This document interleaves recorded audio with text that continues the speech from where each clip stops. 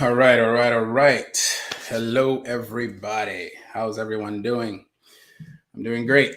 So, hope everyone is doing good today. Today is Saturday here in Boston, Massachusetts, and I just came out from doing a quick video on the pedals, the Wolverine pedals that E-Rides sent me, and I think they're freaking amazing. To be honest, they're amazing. Look out for my first initial impression, but it's technically a short review. You don't really need to have a really long review for a pedal like that, but holy smokes, man. The experience on this thing is just insane. And I just feel like, wow, it's been a while. I've been hearing people talk about, spike pedals and stuff like that. And I just didn't want to spend the money to find out I don't like it. And I like it a lot. I love it. I mean, typically, if a lot of people are raving about something, it's good. So let me just say hello to the people that are here right now.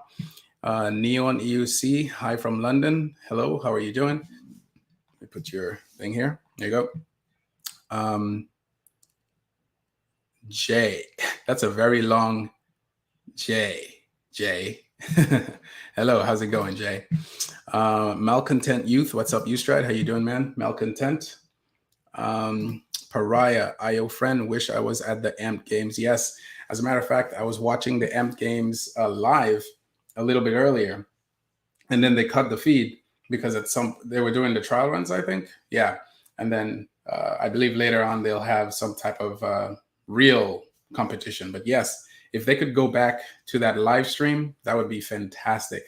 You know what I mean? Because it was just great. It reminded me of a UFC or any type of F1 sport. You know that this not everybody watches F1. Not everybody watches like cyclists. Not everybody watches these things, but they're all in their own genre. You know what I mean? So, and what I liked about them is they have live feed and it's cool.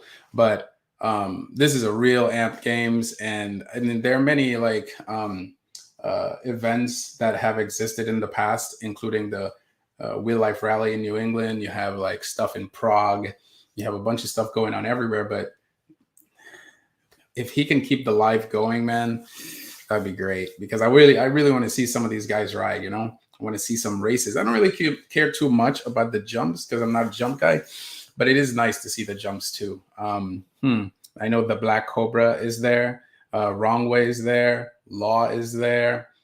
I believe did I see Electric Dreams? I thought I saw Electric Dreams there.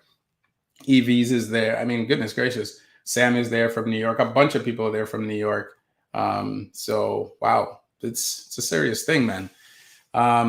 But yeah, I also wish I could have made it, but I can't. So if it's a yearly thing, then at least next time we can plan and better prepare, you know, jump, speed, tricks, whatever they have, you know what I mean? Have a better wheel, have a better setup, you know, like for example, I just found out that spike pedals with great angle is freaking amazing. So that is going to help as well. So let's see what you guys are saying. Eric Kennedy, what's up, brother? How you doing? Crossroad Water, what's up? What's up? Okay, so what is he saying? Pariah saying, yeah, I was watching too. I will go next year again if they have one again. Sorry guys, I'm tired. I literally did not go to sleep last night because I was making the video for the pedals for e-rides, and you know, I thought the camera would pick up some light in the dark, and it didn't. So while I was editing last night till like 3-4 in the morning, I'm like, oh shoot, I can't see anything. Audio is great, but I can't see anything.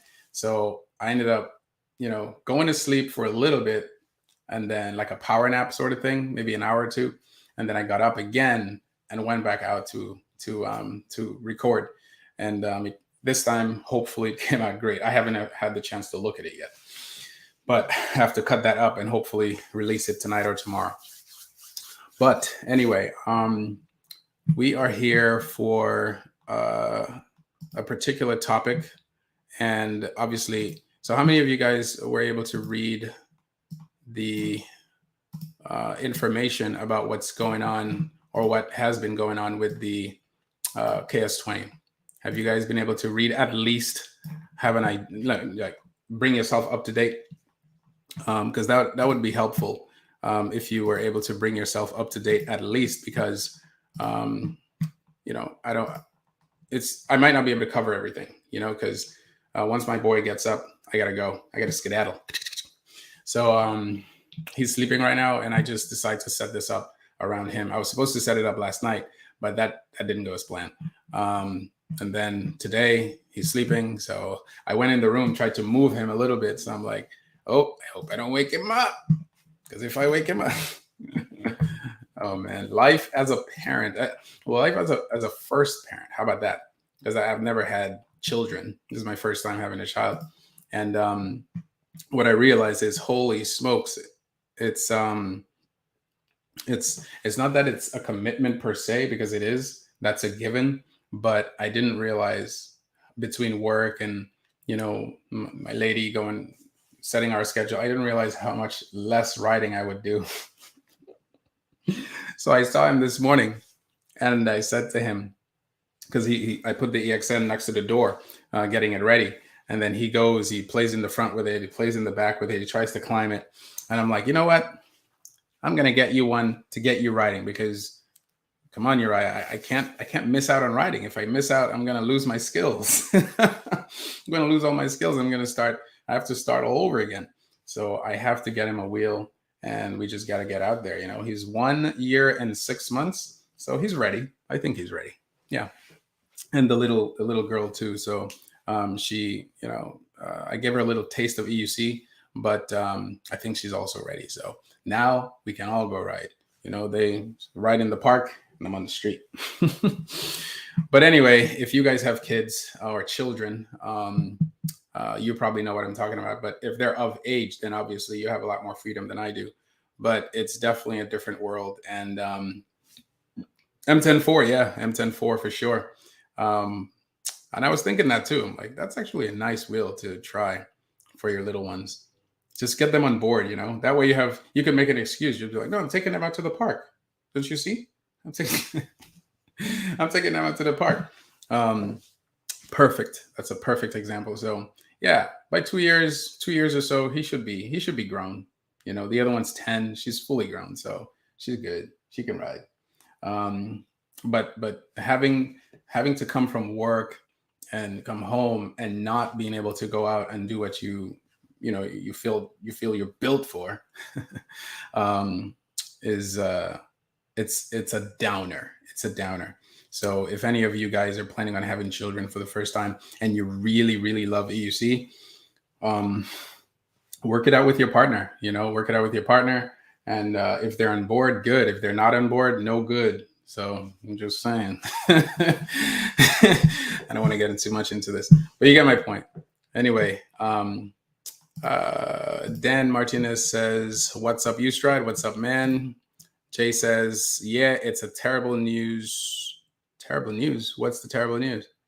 Let me go back up. Maybe I missed something. Terrible news. Yeah, I was watching too. Terrible news. Oh, I see the link. Yes, it's terrible news.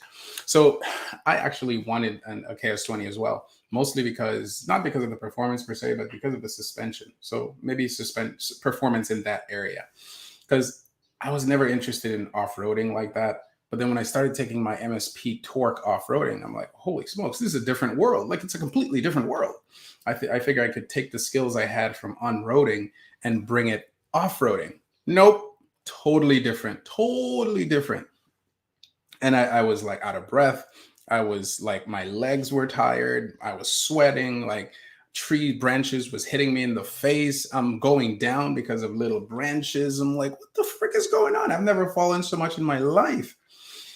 And it's just a different world, right? So different settings you have to have. It's like, what the frick? It's like I literally entered a portal. I wish I had a sound effect right now, but I felt like I entered a portal when I first did off-roading, because I'm like, where have I been all this time? Not that I love it, but I could definitely grow to appreciate it, because there are no cars. There's not really people. It's not really, and if you fall isolated, so it's not really a big deal. Although there was a time I did crash seriously, and there was a branch, because I tried to jump. I literally came off of work, took my torque MSP, tried to go off-roading instead of going home, you know, so I could make a quick video. I saw this jump, took the jump, landed crooked. And when I landed crooked, my face, fortunately, I had a helmet, a full face helmet with the visor down. I mean, damn. And then I fell and I saw the piss. I can't even talk. I saw the piece of wood, okay, from a branch, like coming toward me as I'm landing. And all I'm thinking is, my face is done. But fortunately, I had my visor on and it scratched my visor, like right here. And I'm like, dude, I've been riding freaking on the streets for years, and I've never experienced that type of like scare. You know what I mean? Could you imagine a freaking tree branch going, oh my gosh. So So after that, I really appreciated off-roading. So now when I go off-roading, I pay attention to my surroundings. Dude, there's so much stuff. And if you so I made a video a while back of, certain things you should do off-roading. And one of the things that you should absolutely do is get to know the trail. Like before you actually plan on going out there and doing crazy things, get to know the trail. And obviously for people who know what they're talking, who are avid off-roaders, you already know where I'm going with this. But it's just a different world. It's not like in New York. Yeah, you got to know the streets in New York, but streets are streets. You know what I mean? There are lanes, there are cars, people go on the right, people coming down on the left. It's pretty predictable. But off-roading, it only becomes predictable after you've run or ran through the track several times. And I mean several times. And what's worse, when it's raining or when it's damp or when there's a lot of, man, off-roading is just a different beast.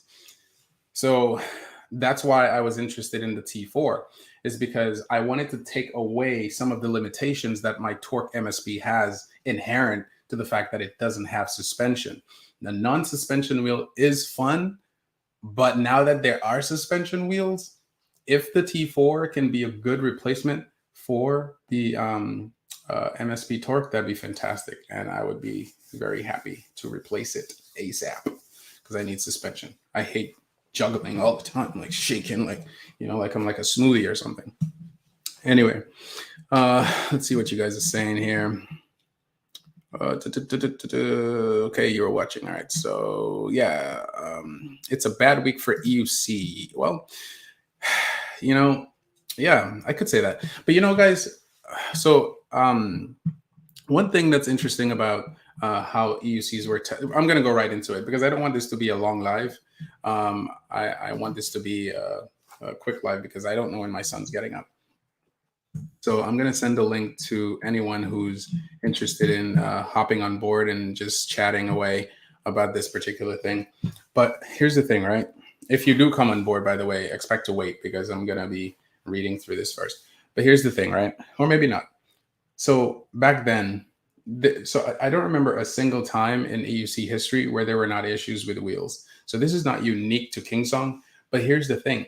It's unique in the sense that it's unique to the KS20 or 22 because, Kingsong and InMotion for a long, and this is a repetitive thing, but it's important to mention. Both these companies have released wheels for a very long time that were last mile devices. And not just last mile devices, they didn't really give you the inclination that they could be pushed to crazy limits. If you bought a Kingsong 18XL or 18L or 16X, maybe the 16X made you want to push it. So I'll put the 16X on the side because when I first rode the 16X, I was like, what the hell? Is this a Gotway?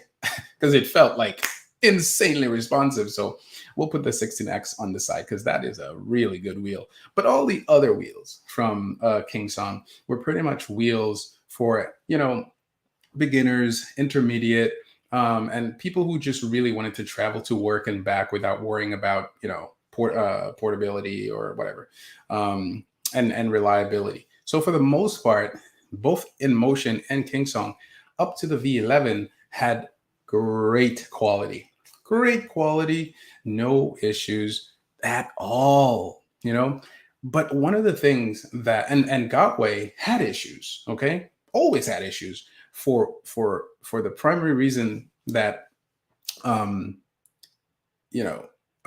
Begode is a performance company.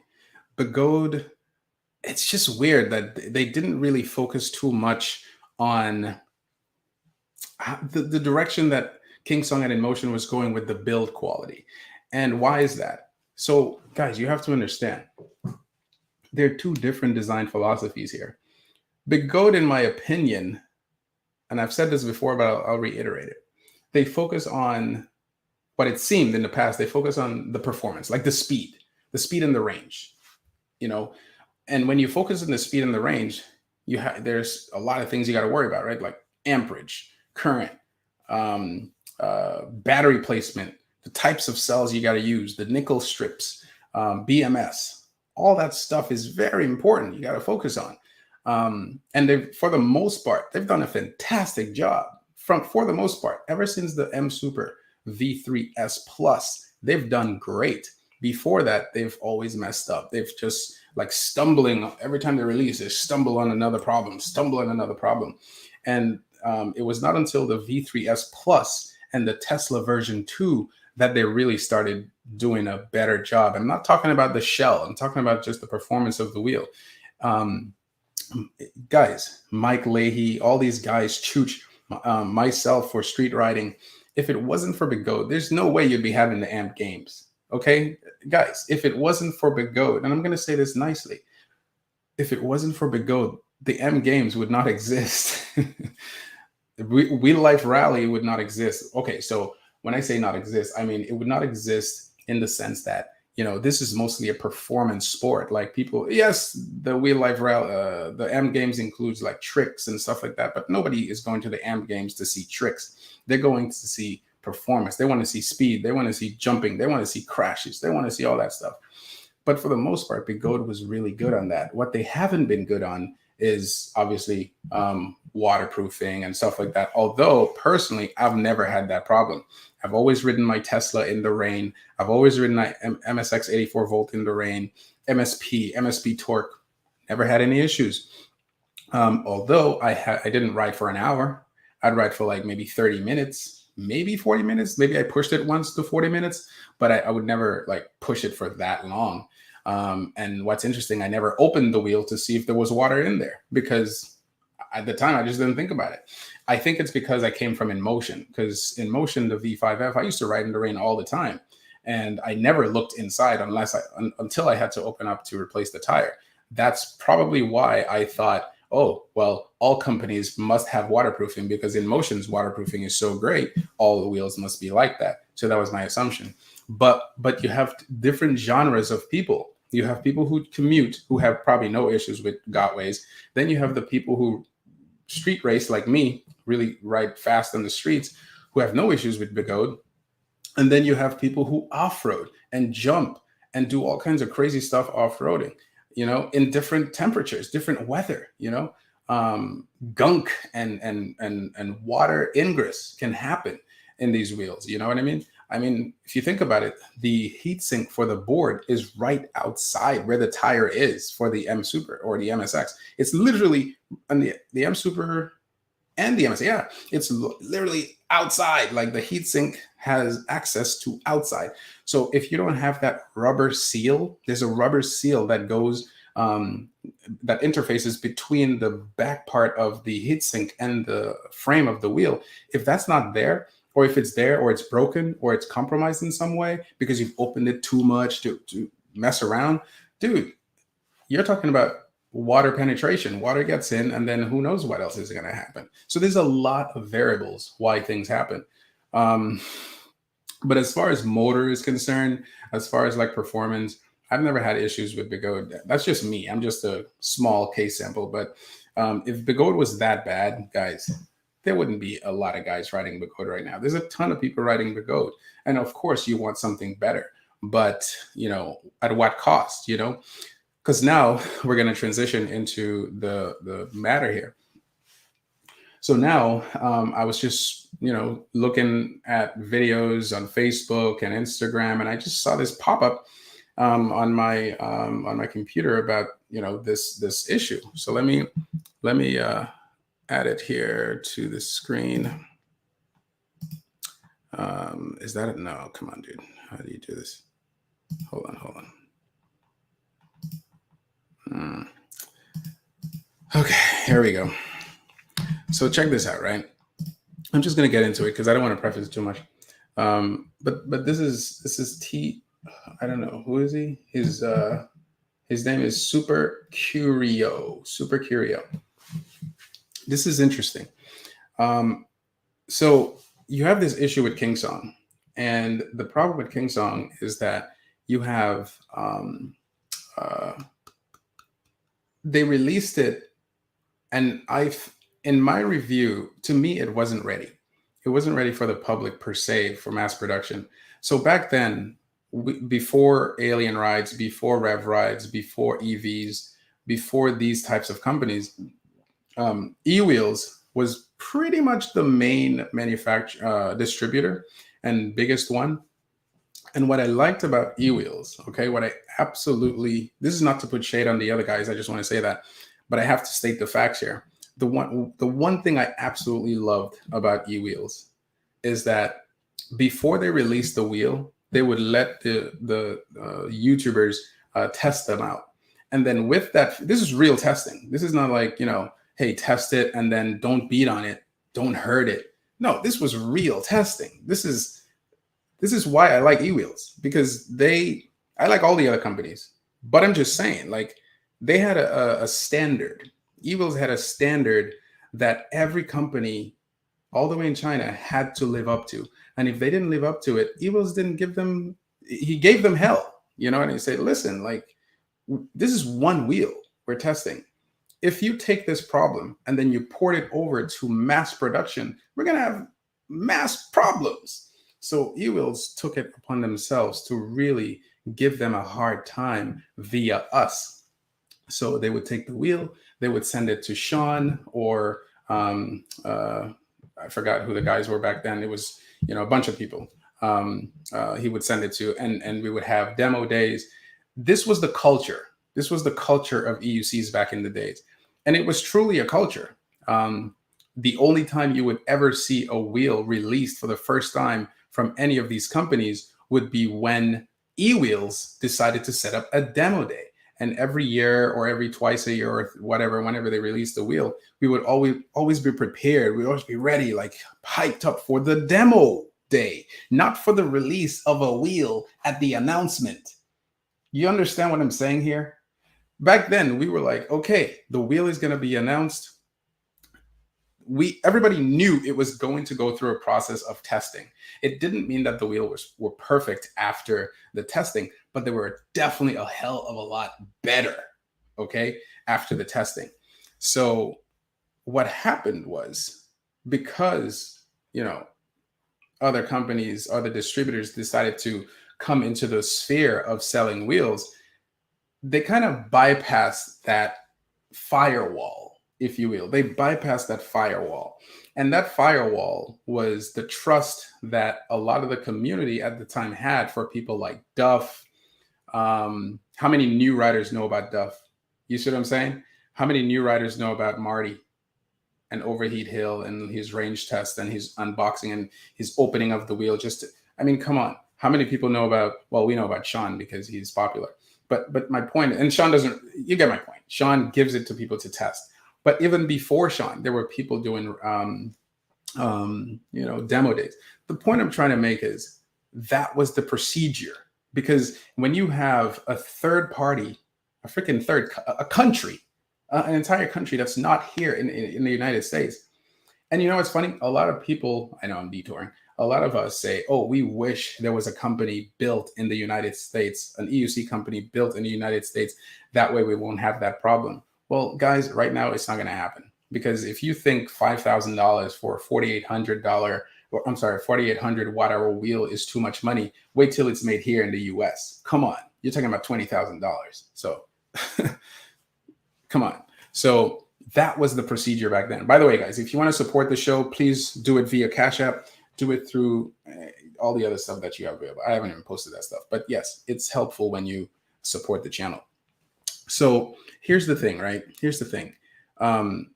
This was the procedure. So now these new companies, so a lot of people were saying, man, I wish there was a company in the US that made wheels. But look how difficult it is to get off the ground. How many guys already presented ideas? Wasn't there a guy, I forgot his name, but I think it was Orion or something. I don't remember his name, but there was a company in the United States getting ready for a wheel to be built in the United States, stamped, made in the USA. But guys, look how difficult it is for him to get it off the ground. It's difficult. And the reason it's difficult is because of regulation. But here's the thing. We had a system in place. We had a great method. And what we did, not me, I was just added to it because I got a wheel. But what eWheels did was he was able to marry China, okay, manufacturers with testers in the United States. 3-step process. China, you build. eWheels, you communicate and you set up the partnerships, and then you have the testers test it. 3 entities. The testers test it. Now, here's how extensive this testing was. It wasn't just, oh, we ride with like 70 kilogram riders and it's a great wheel climbing up crazy hills, and it's a 70 kilogram riders versus the United States, big bone people. They would take the wheel, send it to New York. A bunch of people would test that one wheel, maybe 2 sometimes, that one wheel in New York. From New York, possibly go to Boston. From Boston, California to Marty. From Marty to Duff in Florida. He does his testing, Duff does his testing. From Duff to Chooch. From Chooch, I don't know who the other guys were. But the point is, do you see the process these wheels had to go through before they were available or made ready for you and me? Now, compare this to what we have now. Now you could go to Alibaba and just buy a wheel. Now you could just go to Alien Rides and just buy a wheel. Now you could just go to EVs, any of these companies, and just buy a wheel. But they were not tested with this foundation, with this level of quality testing. And what came out of this quality testing, for example, the Sherman. You guys love the Sherman, right? How do you think the Sherman was tested? The Sherman failed when it first came out. It failed on many fronts.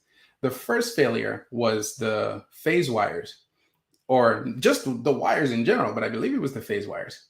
They were too thin. The gauge was too thin. And multiple people found that out. I believe the first person to find that out was Coogee Rolls. Coogee Rolls demonstrated that, this thing cannot take a beating. And he demonstrated that when he did ride it hard, you saw burnt marks on the wires. And then we gave it to, eWheels gave it to Marty. Marty did the overheat hill test. What happened? The thing blew up. There was not even an alarm.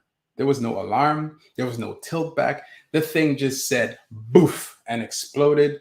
Obviously not the whole wheel. It was isolated to the board, but still, he experienced that so that we won't have to. And guess what?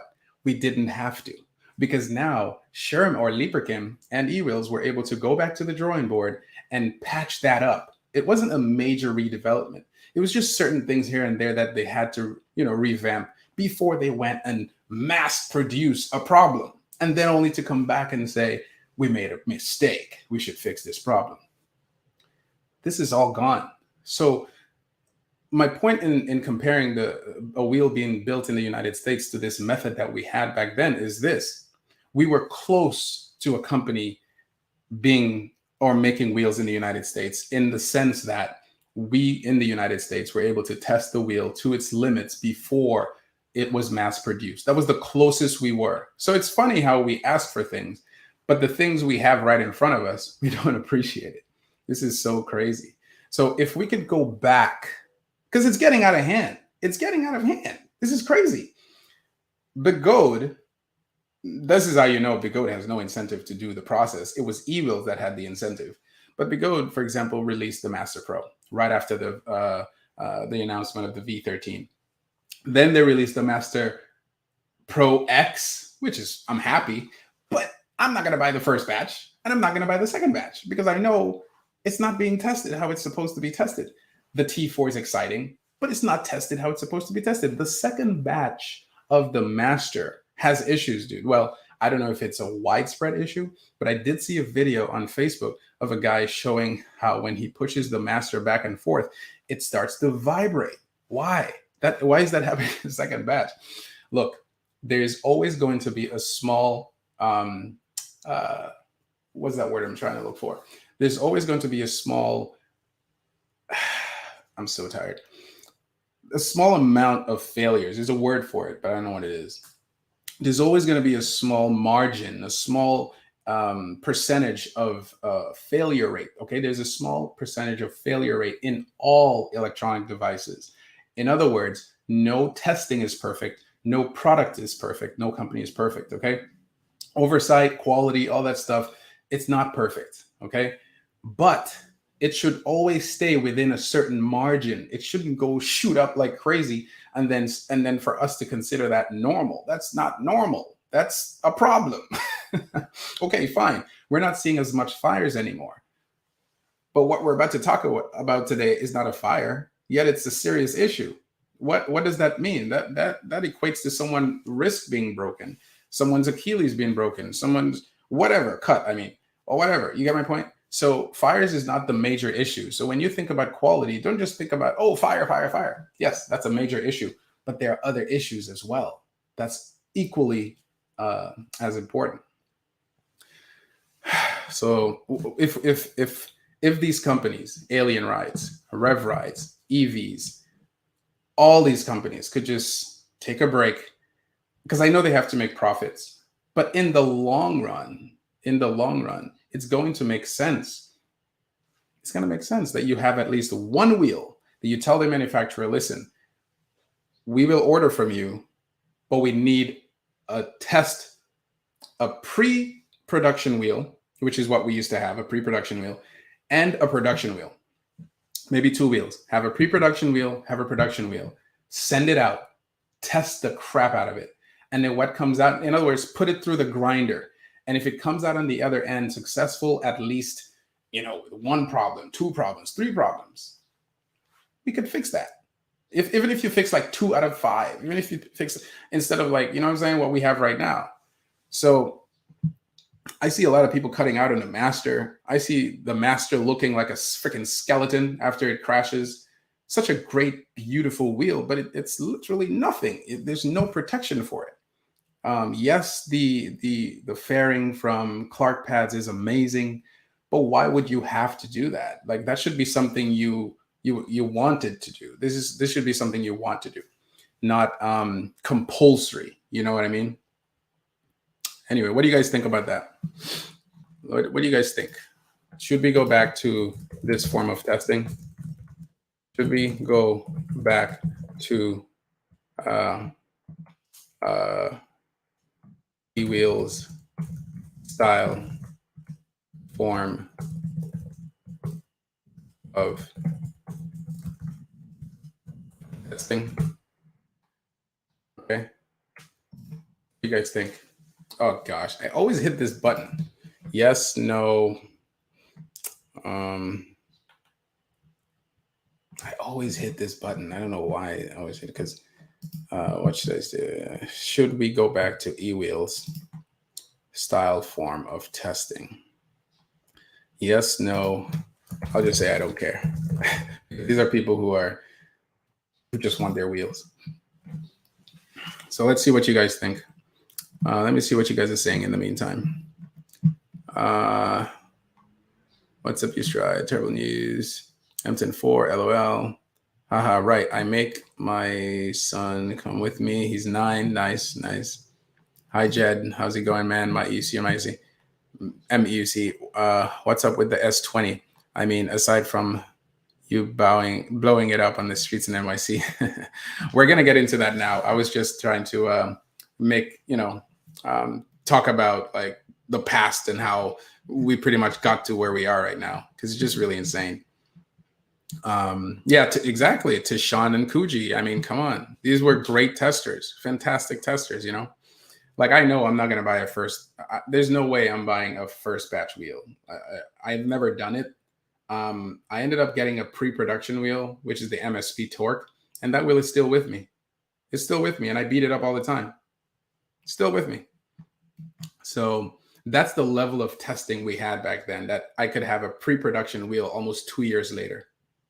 Crazy. Nowadays, you buy a brand new wheel, production level, and it's not even ready. Oh my gosh. So the problem, let me get into it. But the problem is now, if you don't go back, if you don't revert to what was good and what was working, at least to a 70, 80% level of quality or acceptance rate, then what happened? 12% says I don't care. Cool. I expected that. I expected some of you to say that. Is that the V13 might have the same problem, because who's really testing it, you know? But anyway, let me not get into the V13. I'm here to talk about the KS22. So I want to share something with you guys first so that you have context, because I did cover this before in my testing of the KS22 or KS20, which became the KS22.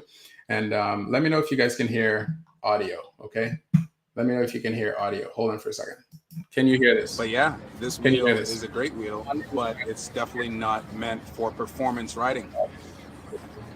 Now, performance riding is obviously a subjective thing to a lot of people, but one in the chat if you can hear the video. Hard braking, hard acceleration, as a lot of people were already mentioning, that off the line is not good. But what was interesting was, okay, cool. Because all right, so you guys can hear the video. So let me just see.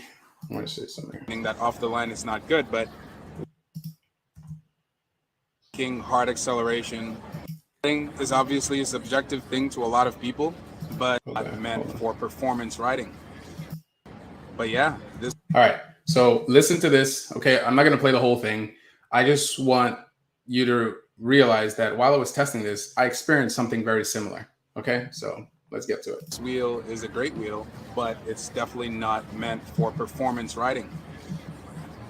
Now, performance riding is obviously a subjective thing to a lot of people, but hard braking, hard acceleration, as a lot of people were already mentioning, that off the line is not good. But what was interesting was, because I realized it wasn't in, well, I thought it wasn't in hard mode, because when I went forward, I noticed the torque wasn't there. So I kept that in mind because it felt like it was in soft mode. And I said, okay, since I don't want to cut out going forward, let me go fast forward gradually and then brake hard to test the motor that way. So I broke hard twice. The first time it slipped, and then I tried it again like a few seconds after that, and then I heard a massive pop. And the only time I heard a pop like that before was in my high-speed MSP trying to take off the line. And when I opened it up, I ended up finding out that one of the capacitors blew. So my assumption, since we cannot test or even, we can't look at the motherboard right now because it's completely fried, completely burnt up. What I can assume is that either one of the MOSFETs blew or one of the capacitors blew. But I really think it's a capacitor, because I don't think MOSFETs make that pop. I think they just die, whereas the capacitors,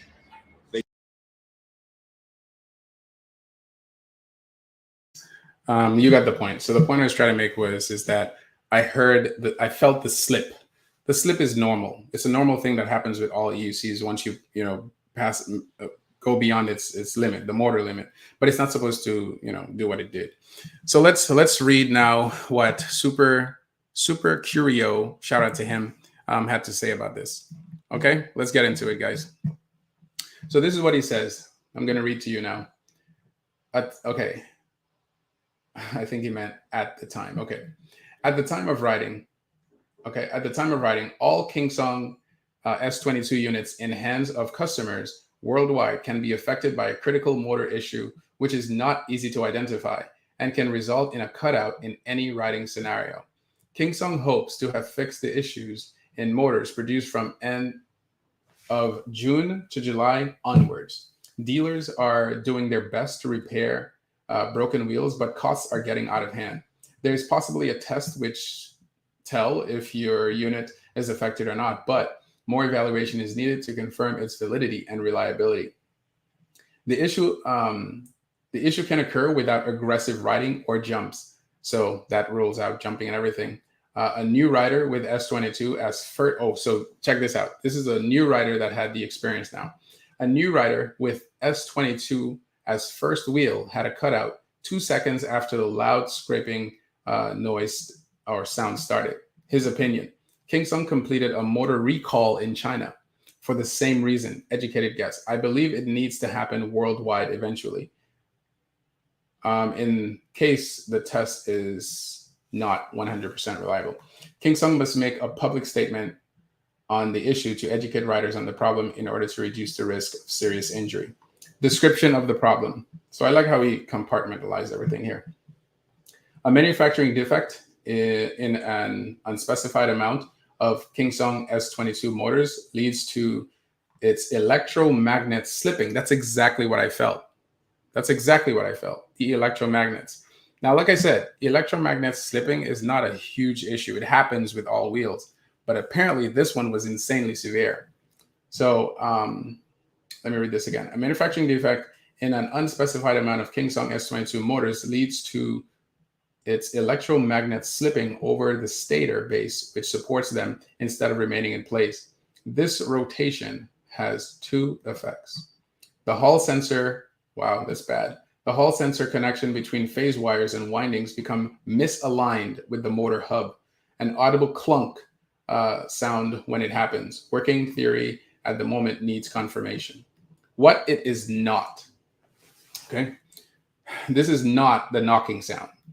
Knocking sound is a period knock caused by poor manufacturing tolerances of the motor side covers. Bearings are not sufficiently held in place by the friction of their press fit with the side covers, so they move and shift as the wheel rotates, creating this sound. It is also an issue requiring attention, but is not as critical. You can click the link in this area. The link is in the description too, if you guys want to do your own research on this. So how to identify your motor production date. Interesting. Describe in this separate post. So you're going to have to go to the separate post. I'm not going to go there. You can do so yourself. Now, check this out. This is pretty scary. Inside defective motors, motor 1 stator rotated extensively in the braking direction. The temperature sensor got pulled away from its location, black wire. All the phase wires on the other side got severed. Check this out. This is terrible. So this right here are the phase wires, okay? This is what goes to the motherboard. Look what happened. You see this? What the frick is that? That's insane. Wow. That's pretty bad. Let me see what you guys are saying. Yeah, exactly.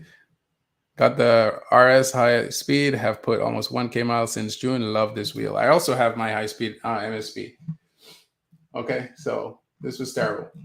The second photo shows how much rotation occurred from where it should be on the left to where it landed. Holy smokes. So it's supposed to be here.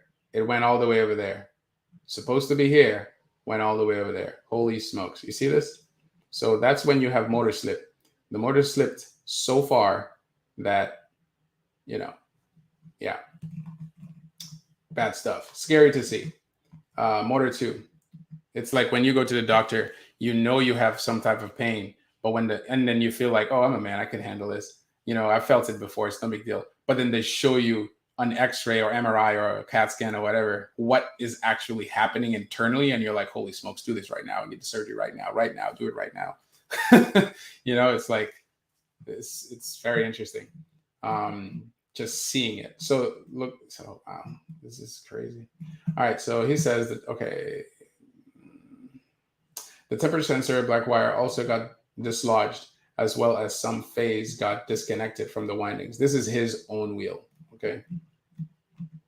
Better view on one of the severed phase wires. Yikes, look at that. Boom, cut. Yum, yum, yum. Oof, this is terrible. The phase wire created a short circuit on the side cover, which burned the main board. Holy smokes. That's what happened in my experience. I heard so this is the process of what happened. This is the order of events. I rode the wheel, broke the first time, it slipped. Then maybe a second or two later, I broke again, heard another slip, but this time I heard a pop with it, which dropped the wheel. Then later on, when Sean and everyone and I came next to the wheel, we started seeing a twitch. So it started twitching like crazy, like going crazy. And then we didn't hear a pop. We saw smoke coming out. And then, boom, huge explosion. That was pretty wild. But this obviously didn't happen here. But he did say the main board was burnt. He says, we can see the traces of the short here. Wow, look at that. The traces of the short. That was a big short. Big short. Holy smokes, pow, pow. Huh. Okay, King Song's response so far. King Song completed a full recall of S22 motors in Chinese domestic market in August. So last month. So last month, King Song put out a recall in China, but not the US. Interesting. So you see how extensive, guys. I'm coming from my form of testing comes from that era. So I'm not saying like it's unique to me. I'm just saying that most people who ride the King Song don't test it how it's supposed to be tested. And this is not a diss to people, or this is not to put myself up. It's to say that the time I came from, that's how we used to test wheels. As a matter of fact, Sean with the H on YouTube, he specifically told the guys in NYC, don't push it because he doesn't want it to break because I guess everybody wants to test it. Because I was shocked that I got to ride the wheel. Like this should have happened with the New Yorkers already, but there restraints was put on them. So I came out of Boston. I had no idea there were restraints, and I did it how we normally would do it, and boof. Because if it wasn't for the restraint, this thing would have blown up already with the New York riders because they ride hard, man. So that's my opinion. I can't say it's a fact. But for worldwide customers, the approach has been to handle issues case by case, only for motors which started to exhibit sign of failure when being ridden. The signs identified are: 1, bad sounds, different sounds for 3 different known issues. Motor tremors, vibrations at low or no speed. So what's interesting is when the wheel first came out, if you watch e-rides, when they were riding it, they called it out too. There was a sound in the motor, and it was unique to King Song. That sound was so obvious. I think a lot of us just bypass the fact that we've never heard such a sound before, and we just let it slide because we love the wheel so much. You see what I'm saying? The wheel was revolutionary in its debut, and just the suspension, the look. It's coming from King Song, so we know King Song has quality. And now I feel we're making the same mistake again with the V13 Challenger. So I made a video recently about what the freak was the title? I don't remember the title. I don't remember the title. Damn it.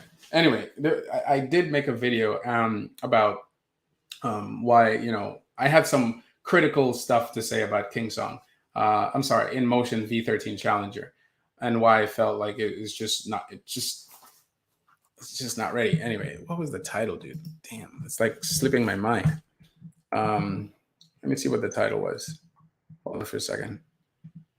Wow, my internet is acting up. I really have to call Comcast and find out why the internet is so slow. Now, it could be my laptop. I don't know.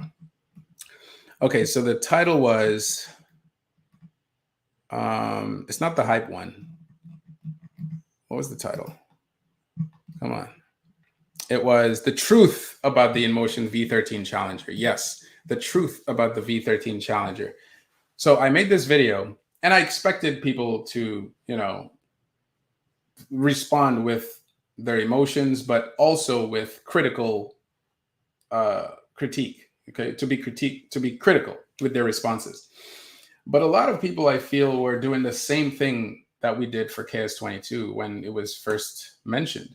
We were all very excited about the KS22 or 20, which became the KS22. But then that, the fire happened, and not just the fire, the sound, and then the clunk, and then Wrong Ways review. But look, the suspension is amazing. Okay.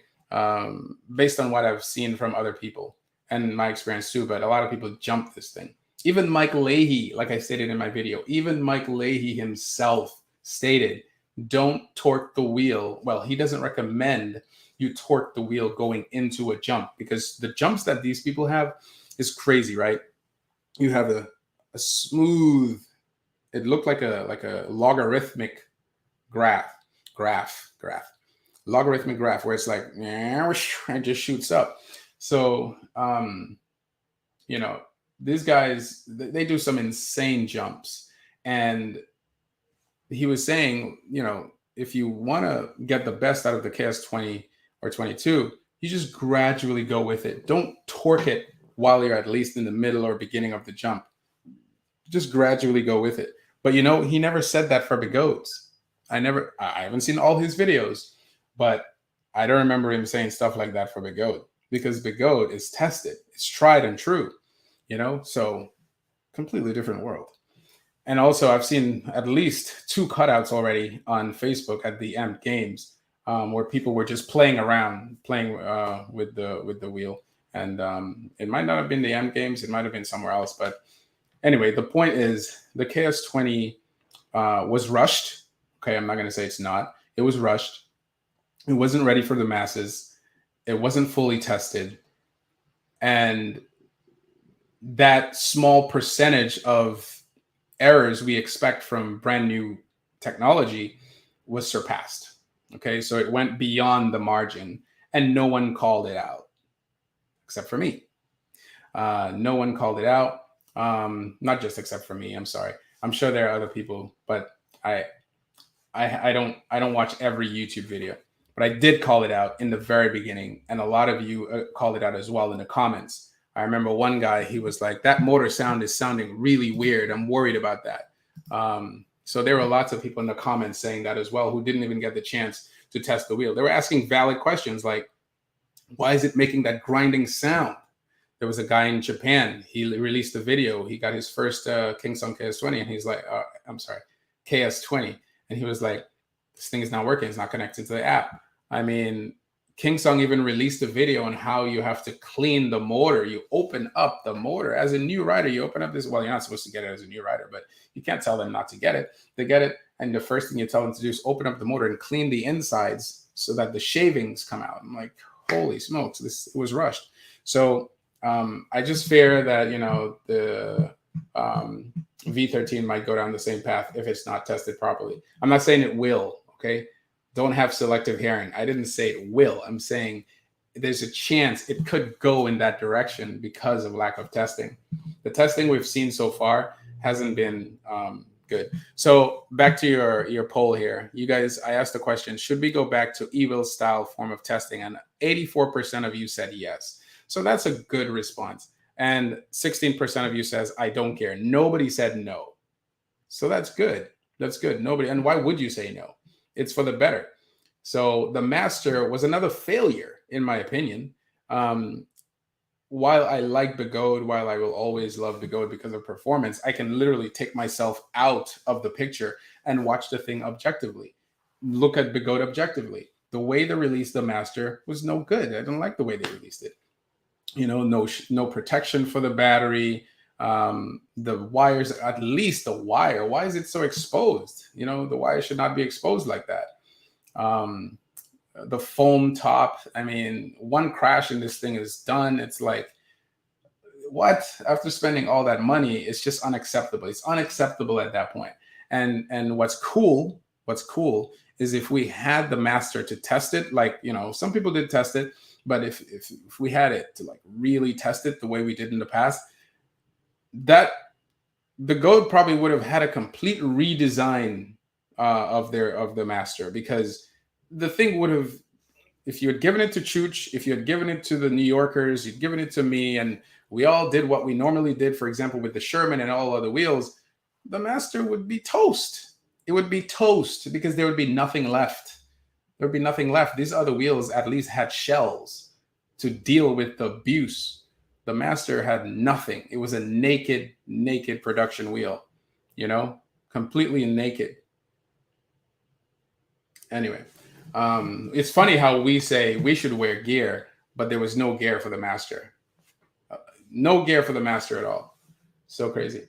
So Kingsong has not made any public statement regarding the various types of ongoing motor issues. That's crazy. So it's been since August that they made the recall, and they haven't made a statement regarding the various types of ongoing motor issues. So what that means is for those of you who are unaware that there is a problem with the KS20 at the moment, just know this: it could happen at any moment, in any situation. You could be riding the wheel for freaking months, and then one day you could be riding it for 2 seconds, and because they don't know. If they knew, they would have responded, but they don't know. They have no clue what's going on. And I haven't seen anyone really push the KS22, not even Mike Leahy, because Mike Leahy knows, he seems to know about the limitations of, because the guy has experience, and someone with experience is going to know immediately, especially with all the news and stuff like that. They're going to know how to push a wheel. I know when I got my, when I got on the KS20 and then I pushed it, I immediately knew not to push it harder, not to go any faster. I immediately knew that. Why? Because I'm coming from a more powerful wheel. So I knew, holy smokes, I'm not supposed to be feeling that. So I gradually went up and then braked on the back end to test it that way, because I definitely did not want to cut out going forward. You know what I mean? Cutting out backwards, it's kind of predictable because you're slowing down and all that stuff, and you can feel the motor slip. But the forward, I've never experienced the forward dip on a King Song, and I wasn't about to feel it. So, well, actually, I did, the 16X, and it was actually quite good. That's why I think the 16X was a Gotway. I really think the 16X, man, that 16X is amazing. And also, someone, EVs, I'll give credit to EVs because they also said it. I had the thought in my head, but they brought it out. I believe King Song messed up missed the opportunity to release a much smaller suspension wheel that would have been the T4. So, In Motion released the T4. That should have been the 16X Plus. What do you guys think? Should it doesn't matter. It's what did they say? Water under the bridge or something like that. It doesn't matter, but I just want to know what you guys think. Should the T4, okay, the T4 should have been the 16X Plus.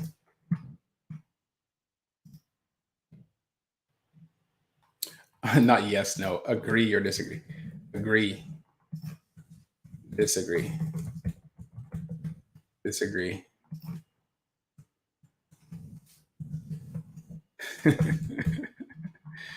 All right. So what do you guys think? I'm curious. The T4 should have been the 16X Plus. Yeah, because the 16X was a fantastic wheel. How do you mess up on such a great opportunity? Yeah, some people say, wow, ooh, 50% off the bat. Wow, but I'll wait. Damn. The 16X was a great platform. Man, I was like, finally, Big Goat has competition, because I love Big Goat, but competition is good. And then when I experienced this, I still have the 16X. It's in my closet because that thing is a good wheel. It's 84 volt, and it was executed perfectly on all areas of importance for performance, portability, everything was perfect about that wheel. Perfect execution. How do they say in Mortal Kombat? What do they say in Mortal Kombat?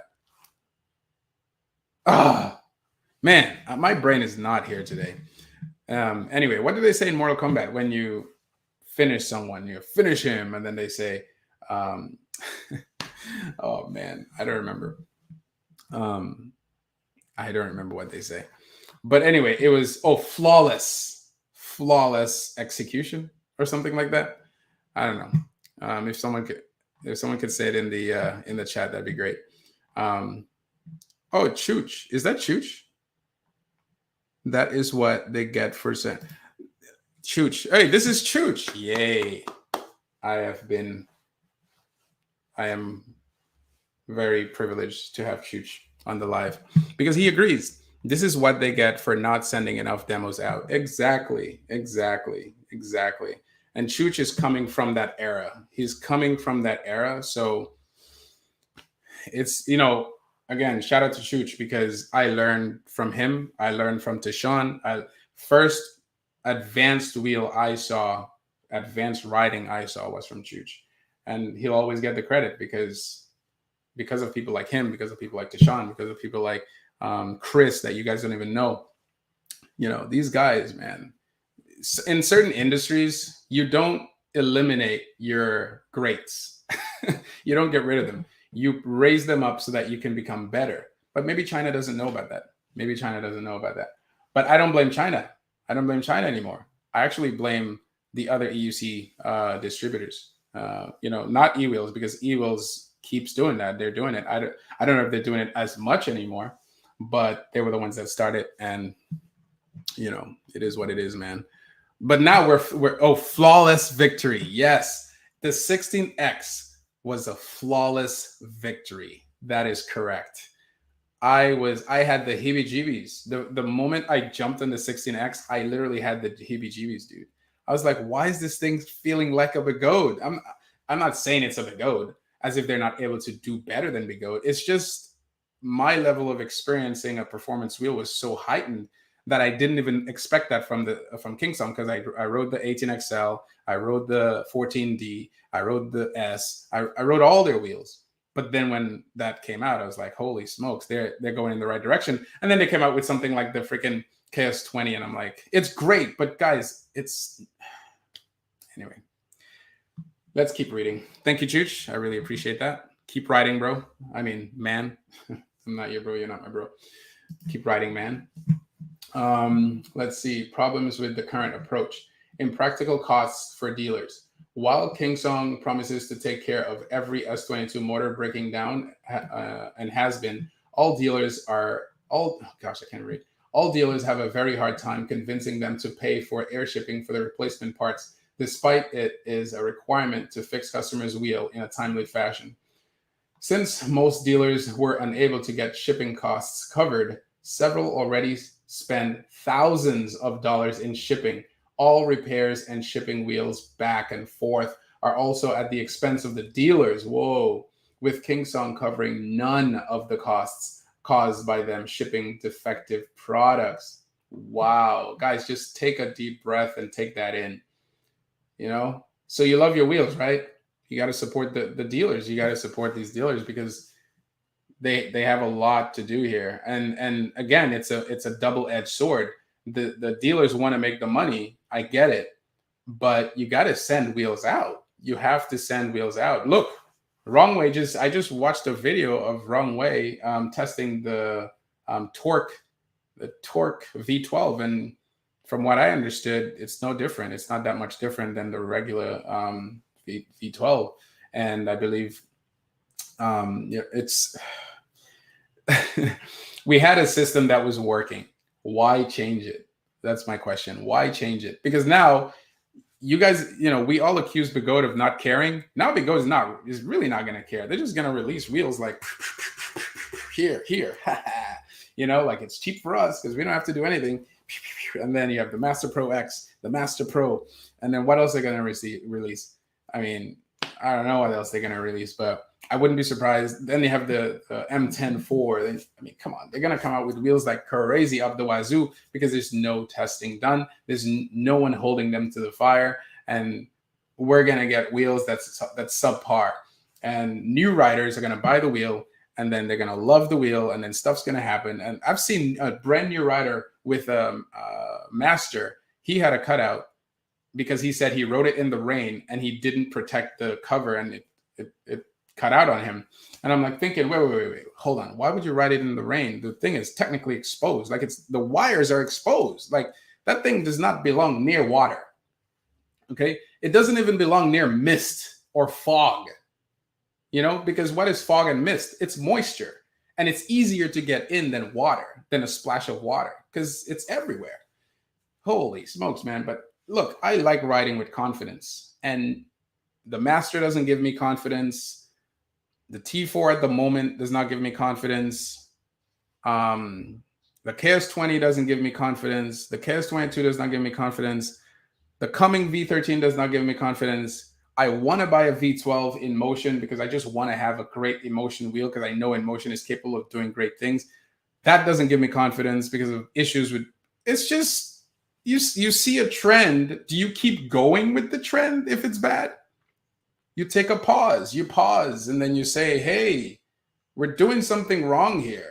We have more people coming into the fold. We have more people coming into the world of EUCs who are brand new to EUCs, don't know left from right. Goodness, I got a freaking EXN for $2,000. How'd that happen? Because the guy doesn't know the value of the wheel. He's like, I didn't have my ID. I needed to get back and forth to work. I saw someone on YouTube write an EXN. They said it was great. I bought it. I didn't know how to write it.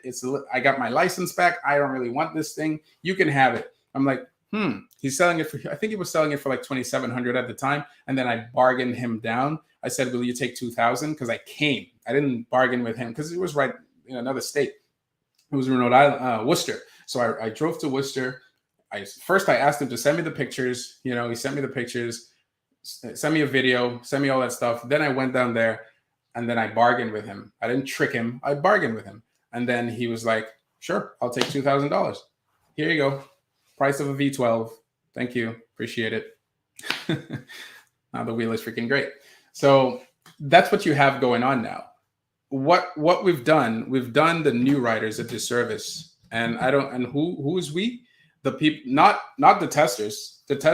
I wouldn't say the testers did the new riders a disservice. I'd say the distributors did the new riders a disservice. Minus e-wheels. Take e-wheels out of the picture because they've for the most part kept to their method of testing. Not as extensive, although I would like it as extensive as it used to be. But the other ones, all the other ones, I won't mention names. They've let the new riders down because now it's all about profit. Now it's all about, you know, I gotta sell the next wheel. You know, it's you can't even return them. You can't even return it and say, look, this is failing. You know, can I have another one? Or is there a recall? You know, like the best I can say for one company, which is Alien Rides, is that they have a 2-year warranty. So that's good. At least they were aware that problems could be so insurmountable for a new rider or even for experienced riders who don't want to deal with that stuff, that we're just going to cover them. We're going to be expensive, but you know what? Or should I say, we're going to be competitive on the price, but you know what? You have a 2-year warranty. That's more than eWheels is offering. I think eWheels is offering a year or something like that. So they're offering 2 years. Correct me if I'm wrong, but go to their site to find out. But money can't be the end all be all. You know what I mean? I've never seen so many people set up GoFundMes.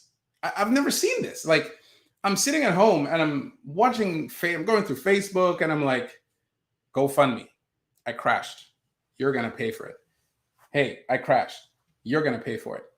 And I've never met these people. What? No one's telling you to pay. But I'm just saying, like, the audacity of someone to put up a GoFundMe for crashing a wheel, it tells you where we're headed. You know what I mean? It tells you that the accountability is now being placed on us subconsciously. So now you're paying for someone's GoFundMe because you care for them. You care for the people in the community. It's probably one of your favorite writers, you know? So you want to care for them. But I'm not saying GoFundMes would never exist. They would still exist, but not at this level, man. It's crazy. So I think it got to the point where one guy even made a joke. He was like, you know, he got a small, like scratch on his finger. And he's like, I need a GoFundMe. You guys are going to pay. I need $1,000 each. I think I need like $21,000 for pain and suffering. And I forgot what else he said, but it was hilarious. And it just goes to show where we're headed, you know? So apparently you guys are not broke, okay? Because you have money to buy expensive wheels that don't work. You have money to, go out there, crash, hurt yourself, and ask for pay people's GoFundMes. And then you complain about wheels being bad. Like, you're not broke. Go ahead, dish out the money, throw it out. You know, what's the thing? Make it rain. Make it rain. Make it rain on the plane. I don't know, something like that. But that's the extent of my rapping. Make it rain on the plane. But that's sad. So let's keep going here. So what we just read is that King Song is like, we're washing our hands off this. We're not dealing with this. We already answered the fire issue. That's enough. You guys figure this out. And we're not paying for shipping. We're not paying for parts. You guys deal with that, and we'll help you where we can. But we got other stuff to do. Crazy. Safety risk to riders. Once the motor stator slipped, phase wires can get stripped which will lead to short. A short results in an instantaneous cutout. Ooh. Oh, that's the worst. Okay, so if you've never experienced a cutout, let me help you. Turn on your wheel, get on your wheel, turn it on, get on it. Don't ride it, just get on it, okay? For those of you who are not listening, if you've never experienced a cutout, so you understand how severe instantaneous is, get on your wheel if you own a wheel. Turn it on, then get on it. And while stationary, push the power button, but just hold on to like the wall, not abrasively, just like slightly. And push the power button. That's just a taste of what instantaneous cutout is. And it's no fun. It's no fun, okay? It's no fun. Actually, let me look at your poll before I move on. So the T4 should have been the 16X Plus. 68% of you agree, which tells you what? Which tells you King Song was not listening. I don't know who made them go in that direction. There was no competition at the time. Who made them go there? Okay, InMotion came out with the pogo stick suspension. That wasn't a competition. That was no competition at all. You still had the lead, dude. You literally made a segment in the EUC world that did not exist before. King Song, you did this. You went out on a limb when a lot of people were literally scoffing at the idea of a suspension EUC. Some people even said it was I hate when I'm on a roll and then I'm no longer in a roll. Oh man. Some people even said it was a phase, or it was a fad, or whatever. It was hype. I think I said it too. Because to me, in my head, it made sense to have suspension, but I didn't see how they were going to do it. But King Song went against all odds and made it happen. They did it so great, so perfectly, that when it came out, you know, I'm surprised it didn't get millions of views, but mostly because of the the speed. The speed and the battery is what really held it back. But it was a great wheel that even today, people have their 18, their S18. Even, is it the S18? Yeah, even today, people have their suspension S18. Even today, you know? So all they had to do was just upgrade it a little bit, just a tiny bit. But they didn't listen, because here's your response. The T4 has the same limitations as the Master in the sense that it has no protection. But it's a smaller profile, so hopefully, you know, and it's slower, so hopefully that will help in how much damage it can mitigate while going off-roading. So let's finish this up here. I have a very interesting poll actually to ask. Hold on. This poll is very interesting. Let me ask you this. This is relevant. I have experienced a cutout before. I have experienced a cutout before. Or should I just say, I have experienced a cutout? I have experienced a cutout. Have you experienced a cutout? Have you experienced a cutout? Yes, no. Yes. Have you experienced a cutout? Yes, no. And I'll add one more option. Multiple.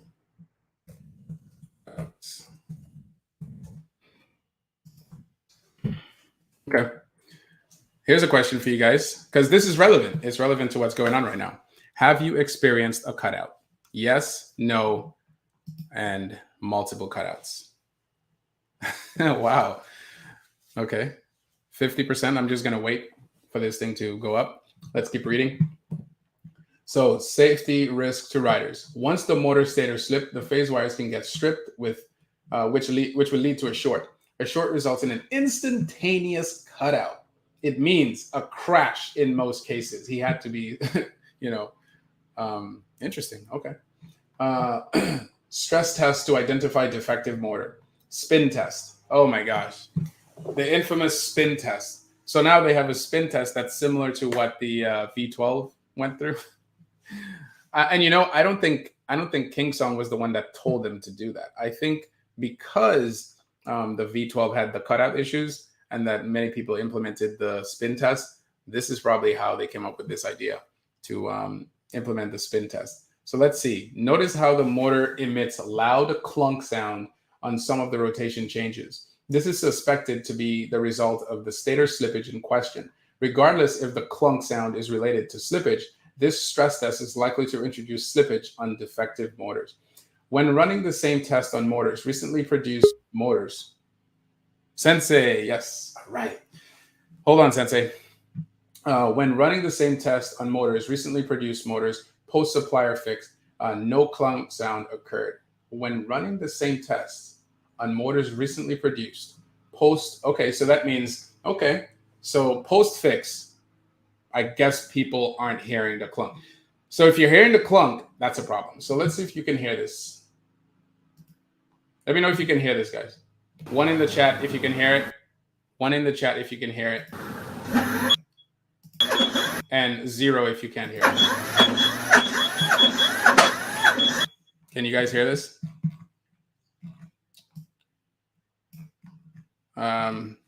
Sensei, thumbs up if you can hear this video.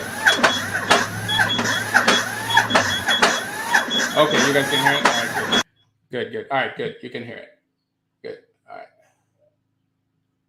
And just the fact that this has to be done, it's just I feel like I'm breaking the wheel. So it's like one of those negative tests, or negative effect tests. You perform the test to prevent something from happening or to assess if something is happening, but the test itself is so vigorous and violent and destructive that if something was not happening, your wheel is now destroyed.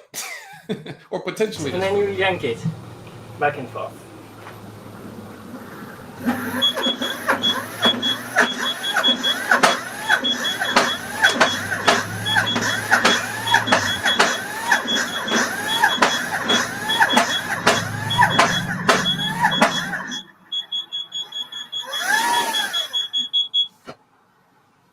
Okay, so it's successful.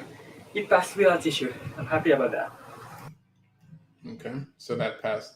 Spin test result. Clunk sound might indicate that the motor is affected, but it is too early to tell for sure. The absence of clunk sound are not absolute proof that the motor is not affected. It could mean that the tester was not able to apply enough force or didn't get the right timing. The motor can survive spin tests, but might not handle the real-world stress test of a jump difficult landing. Limitation of this test for later observation. The stator might slip back in position thanks to the back and forth. That is true. So that's like a negative positive. Negative test. Goodness gracious. Guys, I'm tired today. False positive. False positive in his case. The stator might slip back in position thanks to the back and forth nature. And some of the silicone holding the temperature sensor might prevent slippage, holding the motor just enough. Okay, landing test. Without actually taking the risk of jumping with a bad landing, here's another proposed test. Free spinning at high enough RPM by lifting the wheel, then dropping it to the ground so the tire gets gripped back, stopping rotation nearly instantly. It might be dangerous to execute if the wheel jumps backwards or forward before stabilizing. However, that might be enough to introduce slippage in only one direction. Reverse this test for outdoor. It'll leave mad skid marks. Okay. From proper speaking to slang. This test is best suited to check later by opening the motor. Okay, I'm not going to get into the opening of the motor. Oh, see, I just said that. Tests are destructive. Note that both these tests can be destructive for wheels with defective motors, whereas the issue might take longer to appear with normal riding. Exactly. These will be harmless for wheels with motors and main boards free of defect. Oh, okay. Okay, so that's kind of not what I was saying, but it's similar. If one of the tests results in any damage, although it is sad to destroy equipment, it also means it likely saved the rider from later crash or even an expensive parts replacement after warranty expired. But, you know, it's pretty bad. Let's see this one here. Oh, I think this is a video from Wrong Way. Let's see this.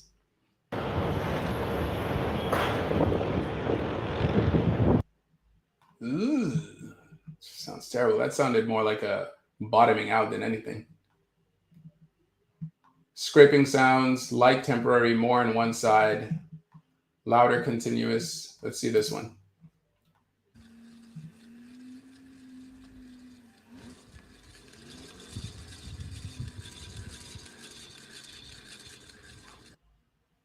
Yeah. Anyway, guys, let's see what what's this one? Motor bad issue. Cutout demonstration. When trying to make a video of the scraping sound for warranty purposes and before the issues was understood, I accidentally captured the motor killing the motherboard, the main board, in the short video. Let's see.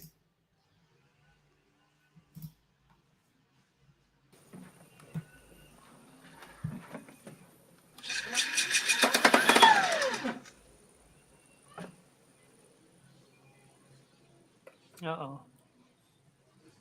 Ah, shit. You just burned the board. Oh. I wish you would have shown a close-up video. I don't believe people do. I need to see the video of the burnt board, but I guess I believe him on the surface. Anyway, that's my take on this. Let's have Sensei Vegan take over. Hello, Sensei. How's it going, man? Good. What's up, man? Good, good, good. Can you hear me? Let me address. Can you guys hear Sensei? One in the chat if you can hear Sensei. Go ahead, Sensei. Say something. Mic check, testing 1 2. Mic check, testing 1 2. I can't even pull out the chat for some reason. I don't know. Well, I can hear you. One in the chat if you guys can hear Sensei. Okay, they can hear you. Let me just address this poll that I made. Mic check. Have you experienced a cutout? Okay. And 27% says yes. 55% said no. Oh, that's good. It's good that most of you have not experienced a cutout. Sensei, have you experienced a cutout? I believe I did. The first rally, Cobra's rally, I think I cut out my Tesla. Okay. All right. I think so. I believe it was a cutout, but it was my fault though. Okay. Either way, you experienced it. Wasn't the wheel's fault. Yeah. So yeah, what's your take on this? On the whole King song? Well, on the King song, but as far as like quality control, as far as the fact that, you know, this really started with the S20 and, you know, kind of graduated to the S22 to the point where, you know, King Song released a video of what happened, or what they felt might have happened with the fire.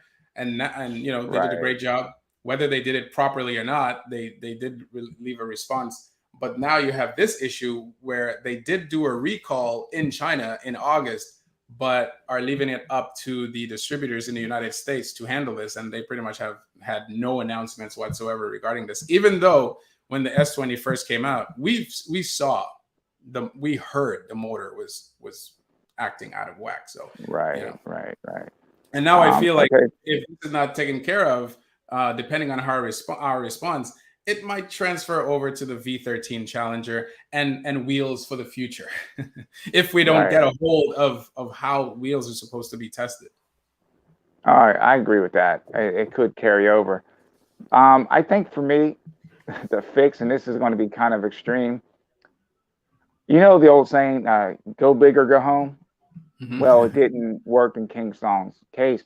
Honestly, I think if they would have did a refined version of the S18, they would have been better off. Just upgrade. That's all they really needed to do. Put a bigger battery, fix the motor, make the panels or shell, what they have, more robust. You know what I mean? So it's not so fragile. But the S20 or S22 motor, that thing was it was doomed from the start. It seemed like they mass produced the motor before it was properly tested. Remember, if you look at some of the tests, remember how they were doing the battery and they had a machine picking it up and then dropping it on the ground? That's a controlled lab test. But not only that, it was dropped on wood. Dude, that's what I'm saying. It was like, what are they doing? It's a controlled test. It's not really proving anything. If they would have been smart, they would have made, let's just say, a dozen S22s or S20s, whatever you want to call it.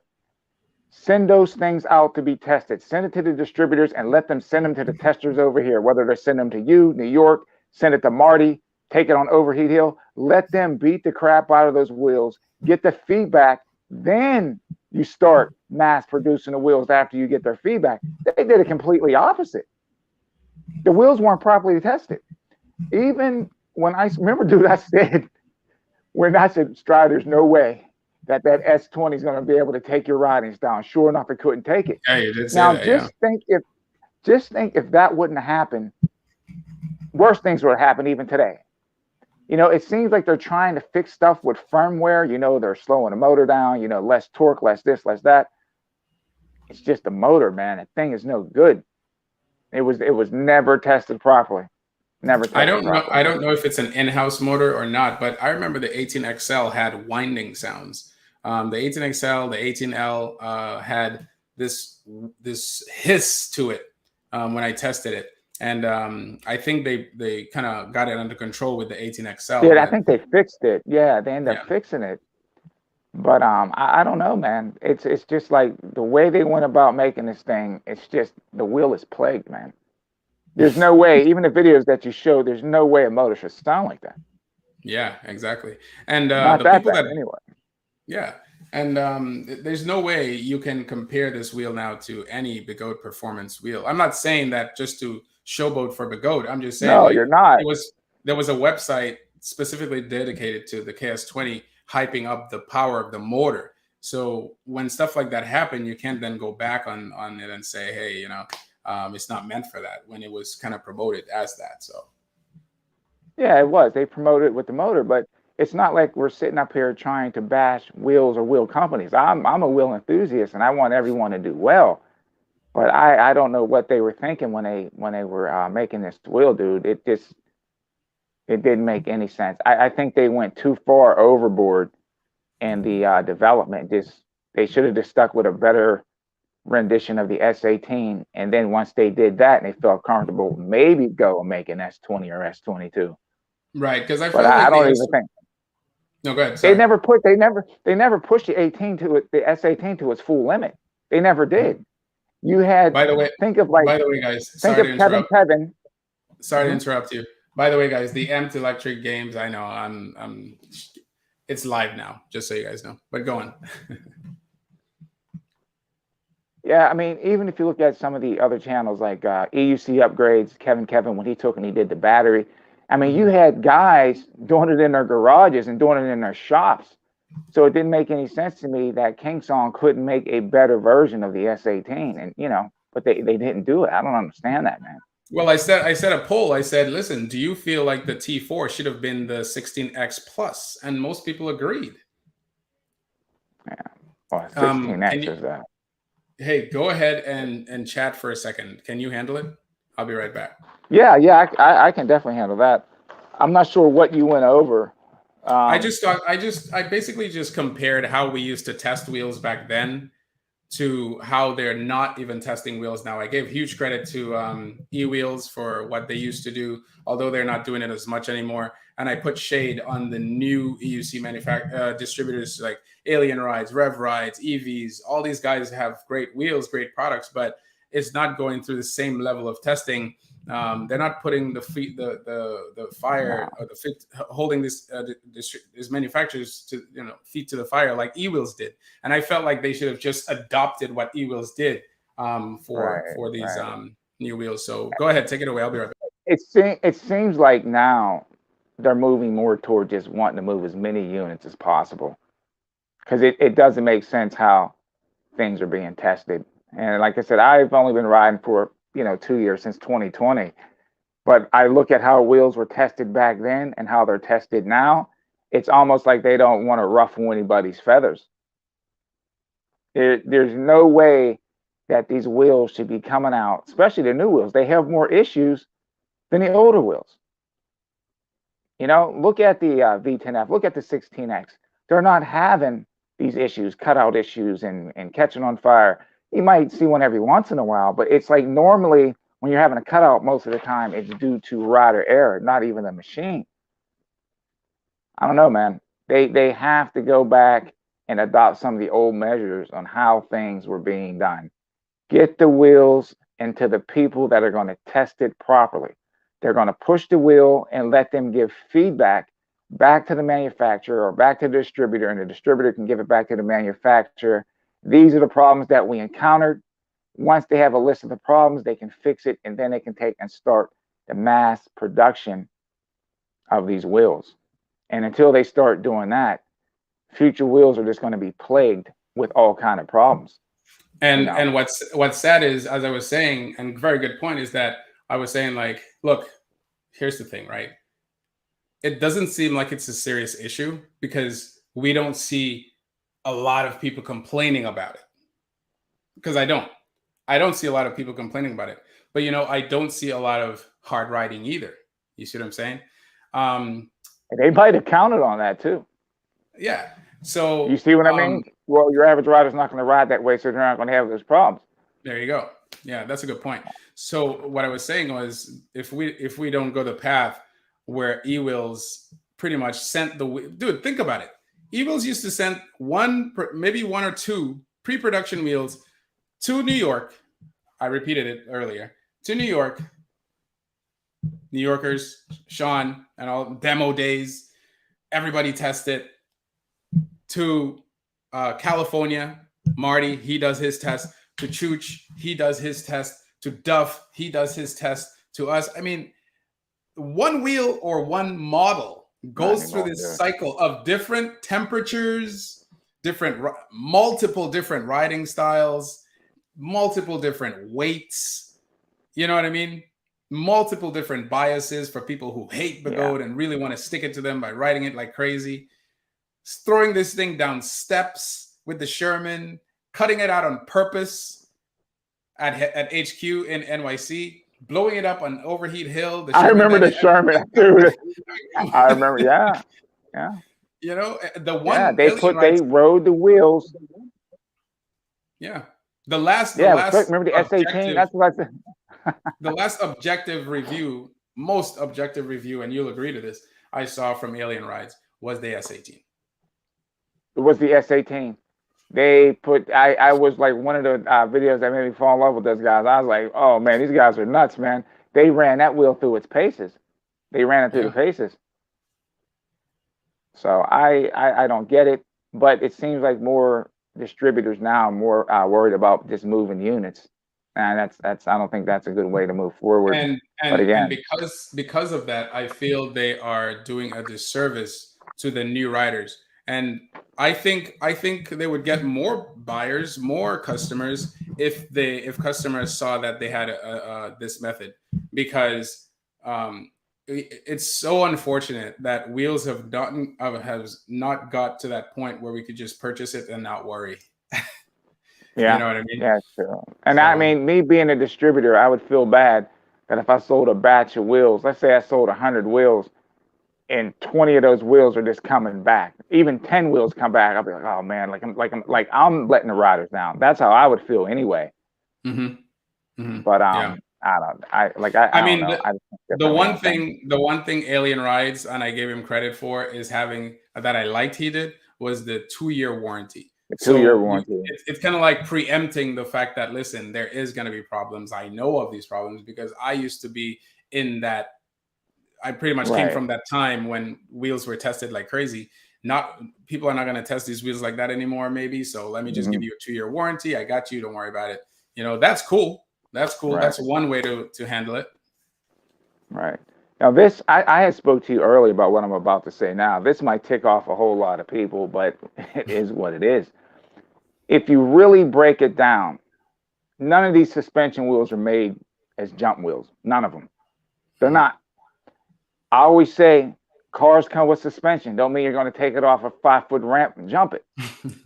You understand what I mean? Yeah. Eventually, I mean, you have dirt bikes that are made to jump with, and eventually those things break. Yeah. And they're made out of metal, and they look at the compound suspension they have on these things, and they break. So these unicycles, man, they are not made. Even if you look at the bolts and stuff, you need reinforced bolts, frames, all that stuff, and they're not made to really take a beating like that. They're not. And think of the stress that's coming down on that motor. Mm-hmm. They're not made to jump the way they are. And like I said, there's really never been a designated wheel made for jumping. The suspension is made, light trail riding. If you're on the street, you hit some bumps and stuff like that to take the edge off. But some of these, dude, like I said, I see these guys jump. I give them credit. They're amazing. But the wheels that they're jumping on, dude, they're just going to give way eventually. And you see a lot of wheels breaking. A lot of wheels are breaking, man. So yeah. I don't know. I think Chance, oh my gosh, just watching Chance's status on his wheels before he got to the AMS game was crazy. It's like, yeah, it was. He I just felt bad one wheel after another kept breaking, one wheel after another. I'm like, holy smokes. And he's a phenomenal rider. Chance is a phenomenal rider. But it's just like the equipment can't, it's like, I don't know, it just can't hold up and take a beating like that. But look, the only wheel that stood up to Chance beating is an older RS. An older RS torque. Isn't that something else? Isn't that, I mean, come on. That's proof in the pudding. No, I'm not saying, look, I'm not saying all these new wheels are terrible. What we're saying is, if it gets to a point where it's out of hand, where every single production wheel that's released to the market has issues that's insurmountable to the point where distributors are having to dish out a ton of money, that means you're going to have a problem at some point. Yeah. It's going to boil back to, You're literally just boil back to the distributors. Yeah. It's going to boil back to them. Yeah. So what do you think? Let's talk about solutions that could possibly be implemented or employed moving forward, because it's nice to, bark on the problems, but what do you think could be done? Number one, like you stated before, they got to do better testing. And I'm not talking about this controlled fluff testing. Take the wheels out and beat the crap out of them. You have to. I mean, look at how they do crash tests with cars and all that type of stuff. You got to make sure that the wheel is going to be held. Look at how people ride in the videos. That's how the wheels need to be ridden. You can't have these soft fluff tests. You have a person that's going back and forth in front of a camera and you're doing one of these things on the wheel and saying that's a test. That's not a test. That's not a test. And I always give credit to Marty and Overheat Hill. And some people would say, well, nobody's going to put a wheel through that. If Marty would not have put those wheels through those tests, you wouldn't have the Sherman you have right now. Dude, I'm telling, most of the wheels we ride today would not be what they are if it wasn't for those tests that Marty did. It would not be there. That's what I said this earlier. I said in certain industries, you have the motor race, you have the racing industry, you have or sector of automotive industry, and then you have the motocross, you have cycling, you have a bunch of stuff, right? Like Harley Davidson's, just go down the list, racing, turbo cars. They don't erase their greats. They promote their greats. They push their greats forward so that whatever their greats did to make their industry better is implemented by the next generation or whatever. Right. And not generation of people, just next generation of the next upcoming racers or whatever. Right. Yeah. Right. And technology, races and technology, whatever, because it's worked. So what e-wheels implemented, and that was revolutionary what e-wheels did. They didn't just give you a wheel. In fact, if you try to buy a T4 right now on e-wheels, you're not getting an 1800 watt hour battery. You're getting a much smaller 1440 watt hour, but there's a reason for that. Safety. Right. You're getting those dense power cells. Right. Yeah. You asked for safety, right? He gave you safety. And I think even with the smaller battery pack, there's only like a 5%, if I'm not mistaken, it's like a 5% difference in range, but the battery's a lot safer. A lot safer. So, but I give him credit for doing that, man. At least he's taking steps to look out for the riders and look out for his business as well. So, well, he's been doing that. I'm not getting paid by e-wheels to say that. Me either. I buy these wheels, and I can't. My biggest pet peeve of purchasing wheels is the fact that I can't return them. Nope. Now you have wheels in the 6,000 range, and I can't even return this thing if something goes wrong. That's the worst. Yes, we're setting a different precedence. We're setting a precedence of demonstrating a true how do you say? And I learned this a long time ago, where you have different classes of people. You have people with money, people with middle class, and then you have the poor class. Well, the poor class, they're not ever gonna buy a wheel now, because they're gonna be like, look, I might as well take this money and put it down the drain, because the wheel, anything could happen to the wheel. I look back on how I bought my Tesla V2. I was able to watch Tashawn Foy. I watched you ride. I watched Crystal Ryder ride the Tesla. I think, if I'm not mistaken, I think Chrissy Yim, had a Tesla from the. Yeah, dude, so I was able to watch all these people, so I knew when I got that wheel, I wasn't going to have a problem with it. And I didn't have any problems with the Tesla. I had no problem with my Tesla, and I crashed that thing many times, dude. Well, you saw how mine was in that terrible accident, and it turned it on and it powered up. So, wow, dude, different times. Bring back the greats. Hashtag bring back the greats. Bring back the greats. Hashtag bring back the greats. And what does it cost these companies to do that? Nothing. It doesn't cost you anything. You know what I mean? I'm not saying nothing. You know what I mean? It doesn't cost you what it's costing you now, is what I'm trying to say. It doesn't cost you what it's costing you now. No, not at all. Even the manufacturers, even Bago, they could take and say, hey, we're going to set aside 15 wheels to send overseas to have them tested. Give them to the distributors and let them give them to the people. They could set wheels aside for that. And it's going to benefit them in the long run. You're not going to have to do recalls. You're not going to have to be replacing all this stuff. Once you get your information and feedback, that's when you take and you get the wheels all shined up, ready to go. If that makes any sense of what I'm saying. But this whole method of how things are going now, it's just too much back and forth. Chase 76 says, send all new wheels to NYC. Then NYC is just a different breed, bro. Oh, man. Yeah. They're in their own world, dude. They're in their own world. And what's cool about them? Once you hang out with them, you get the feeling of what you should buy, what you should not buy. So let's say, for example, there's a hype wheel, KS22. Let's choose it as an example.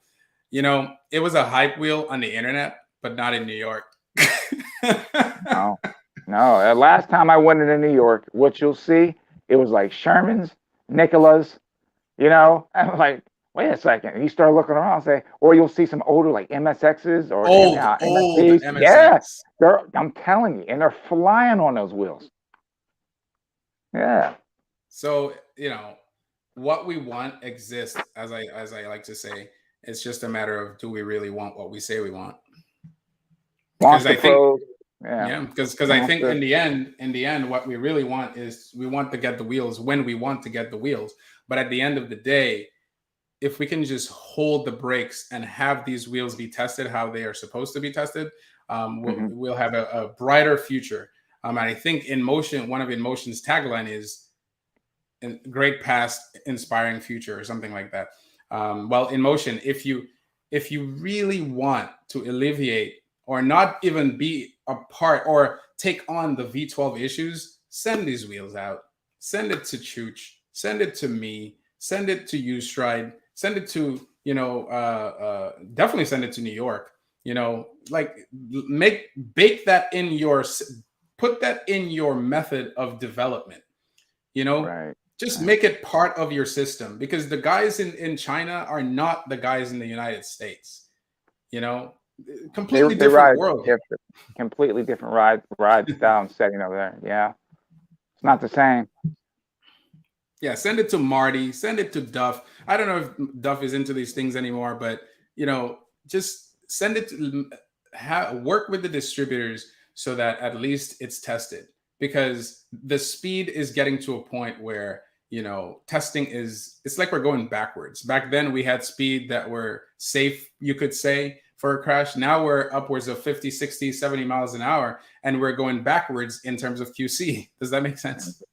Yeah, it makes absolutely no sense. This was nuts too. I had when I got the tire changed on my RS, right? I got the knobby put on. I made a video, and I just documented a little bit of it.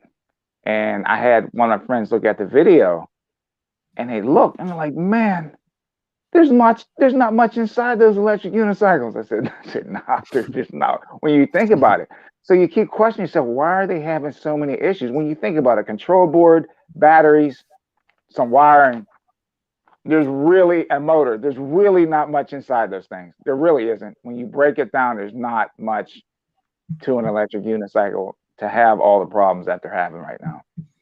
MEUC on my EUC says, I think the S20 will be good wheel in 2025.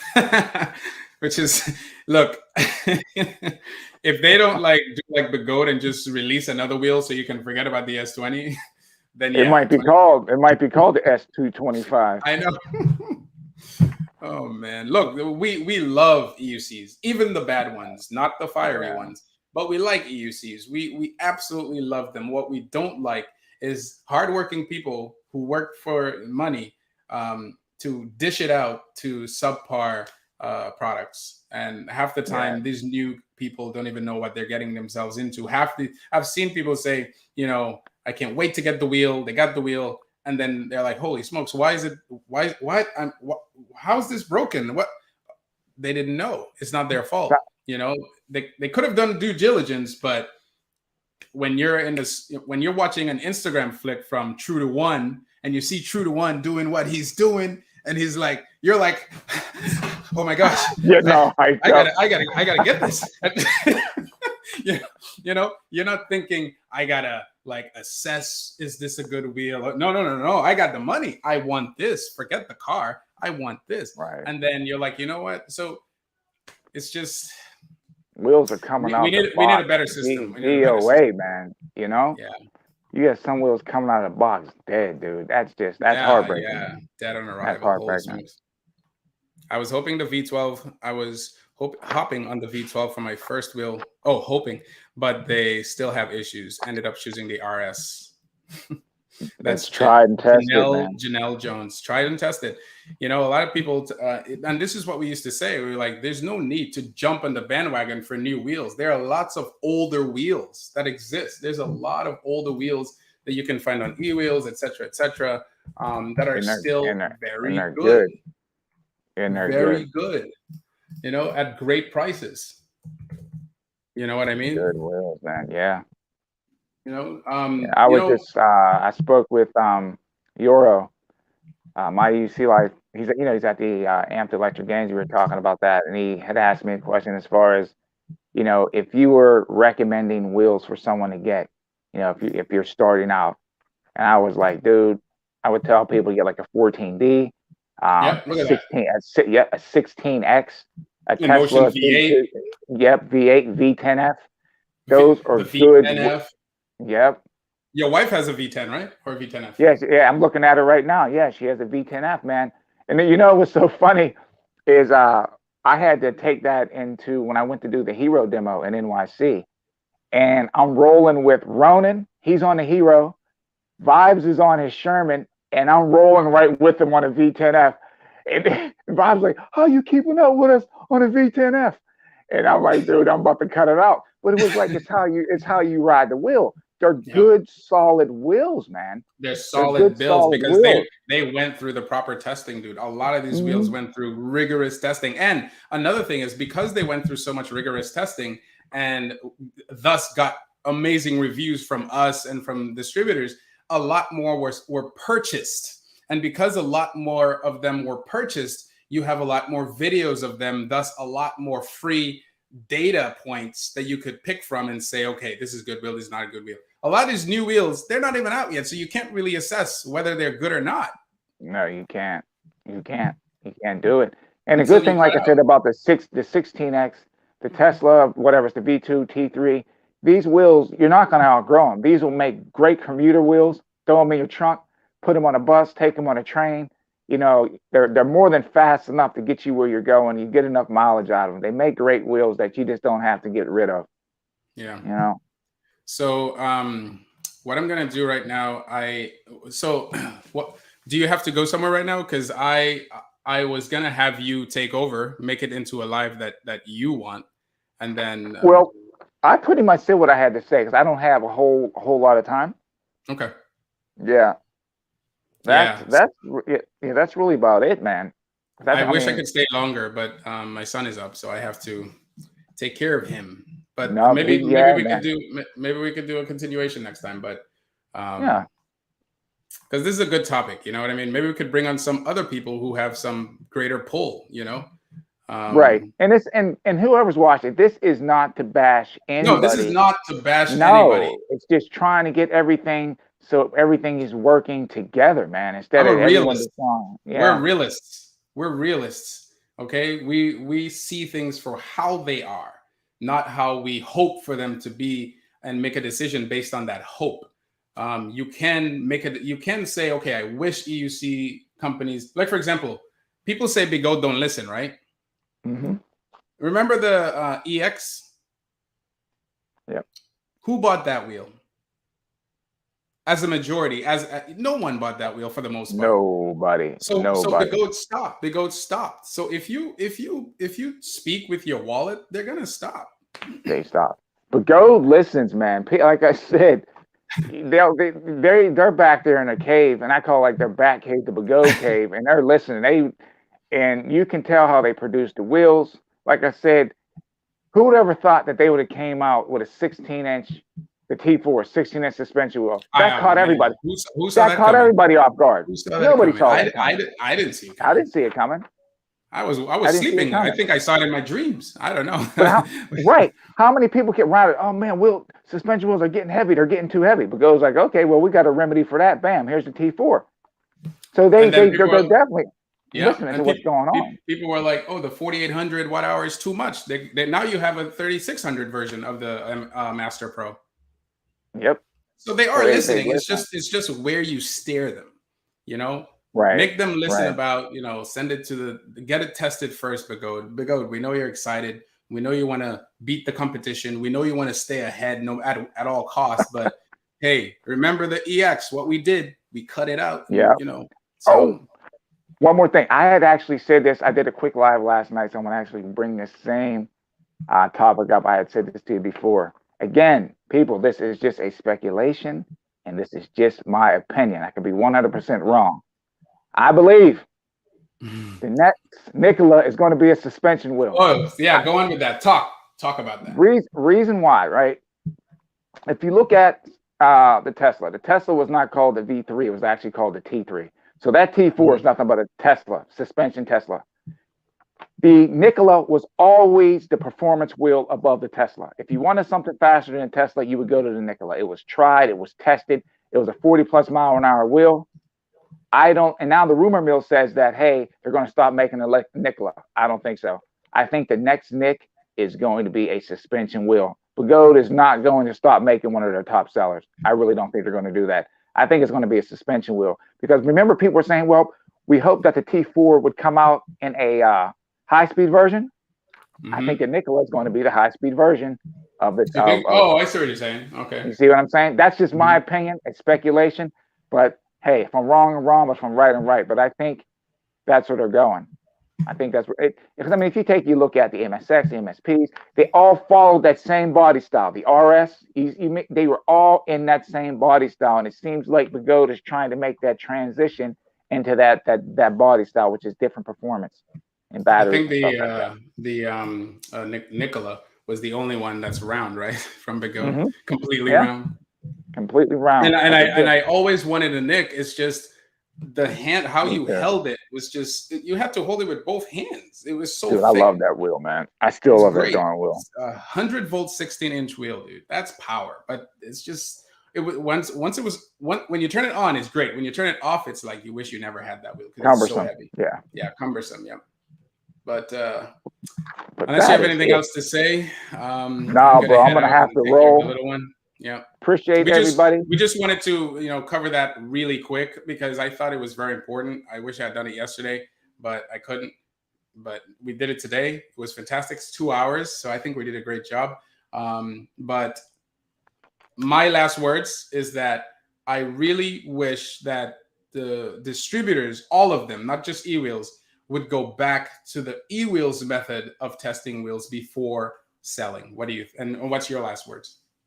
No, same thing, man. Just go back and just look at what worked and use those same procedures, because this method right now is not working. It seems like it's just causing more issues. Period, point blank. Yeah. Go back to what worked. Sorry I couldn't get to all of your comments, guys, but I have to go now because of my son. So. All right, everybody. Later. Thanks for having me, brother. Definitely. Absolutely. Thank you. Have a good evening, everyone. Yeah, I'll leave them with an outro. Later. All right, guys. Well, this was great. I thank you guys for participating in this live. I really like the polls that you guys participated in. It definitely shows where you guys stand. And for the most part, it doesn't seem like the companies, it's like they're back on the negative side again, where we felt they were listening and now it's like they're not listening. And it's like, we don't have anything to tie them down to one method, one way of doing things, except our pockets collectively.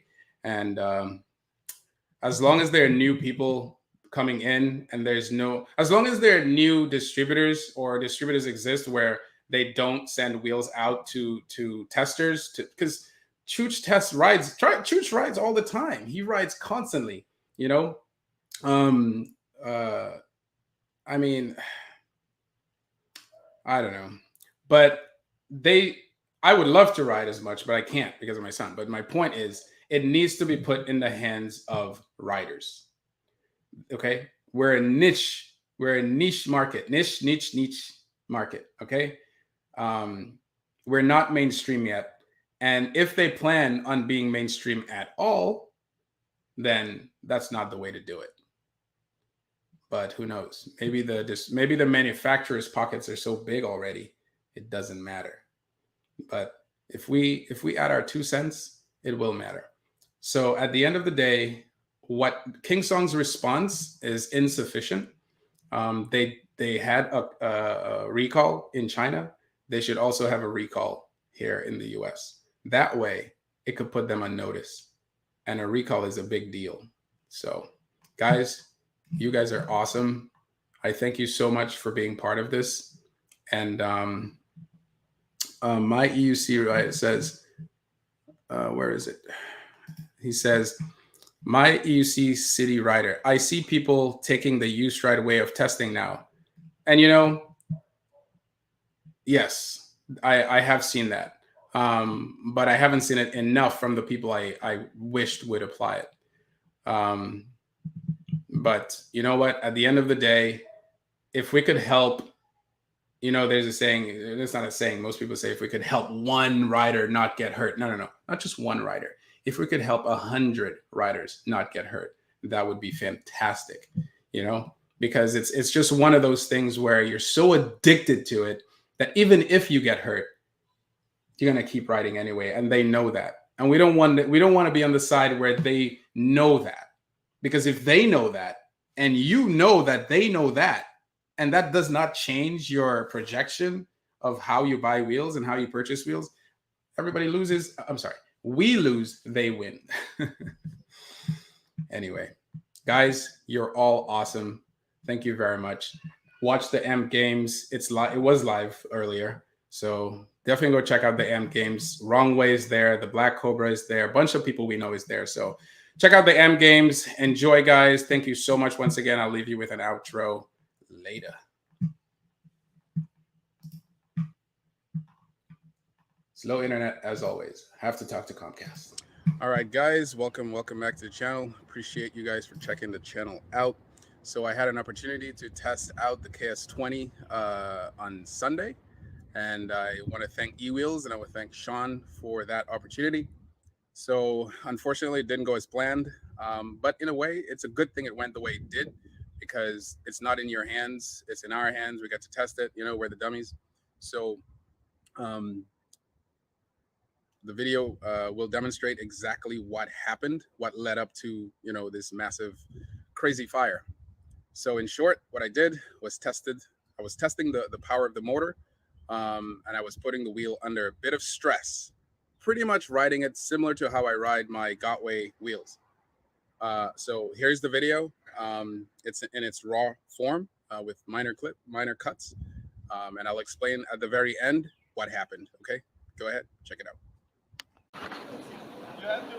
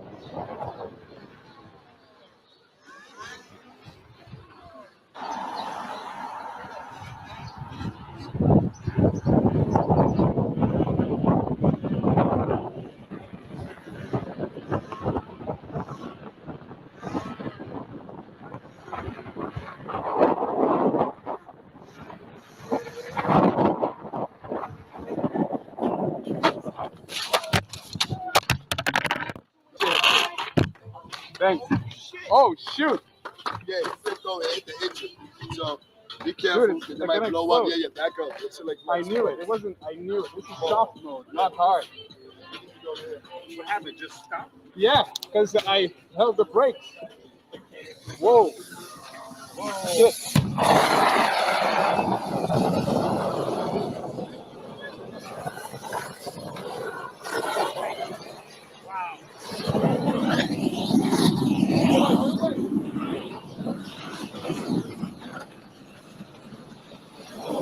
Yo, you all right?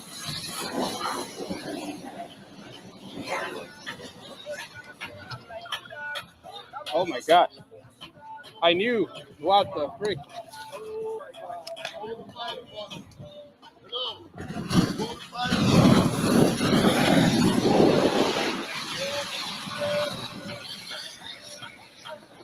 Oh my god.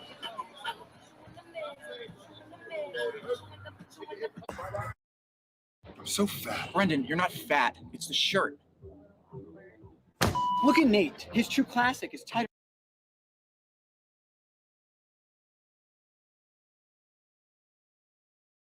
That's great. That's just fantastic. Wow. See, that's how I ride my Gotway wheels. I ride it the exact way I ride Gotway wheels. And it couldn't handle it. It just could not handle it, man. This is not a wheel to compare to Gotway at all. At all. Damn. You cannot compare this to a Gotway at all. Because the hard mode, I was riding and I thought it was in medium mode because it felt so soft. But then I tried to change it to hard mode only to find out that it was in hard mode. That's wild. Fortunately, I felt the cutout, so I didn't actually fall. But, So what did it cut out? yeah, so what happened was I was holding brakes, right? Yeah. You remember I told you I felt like it's in soft mode? Yeah. Well, it was in hard mode. So I tried holding brakes like I normally do in this thing, and I heard a pop. It just popped. And then when I heard the pop, that gave me time to react. Because if you notice, I didn't actually fall. I kind of jumped off of it. I saw you. I was like, what happened? Yeah, because it popped.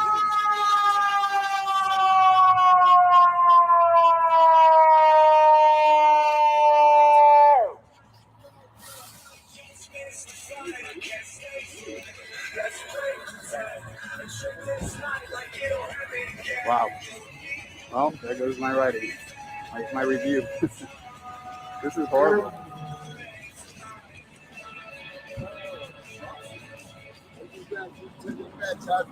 What's up? Oh, sorry. I'm glad y'all good. No, I appreciate that. Yeah, but you know, I've seen the whole thing, and when I heard that, I'm Yeah, like, you're yo, like, right, yeah. and I don't know. I'm Yeah. like, yo, that shit though, in the flames. Until I said I'm gonna get your brother away from that shit. No, I hear Explode. you. I hear you. Praise you. Respect it. Yeah, you too. That won't eat past, you know what I'm saying? Yeah. Investing. All right, respect.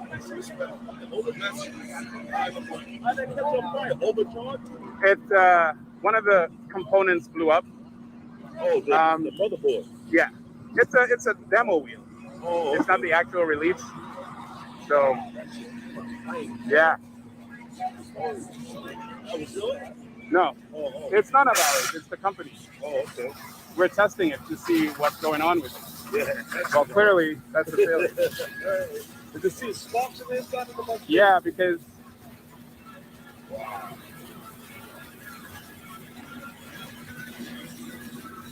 Well, we don't make no more of those. well, I mean, it's a demo, Okay. you know. So Oh, a lot less expensive, I'll tell you that. yeah, a lot. Yeah.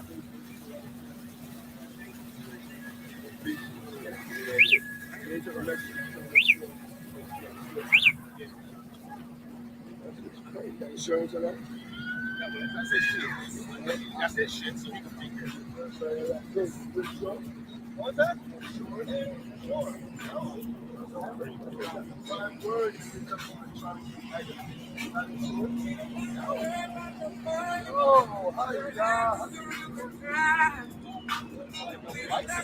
only like what, $9, $12 for the whole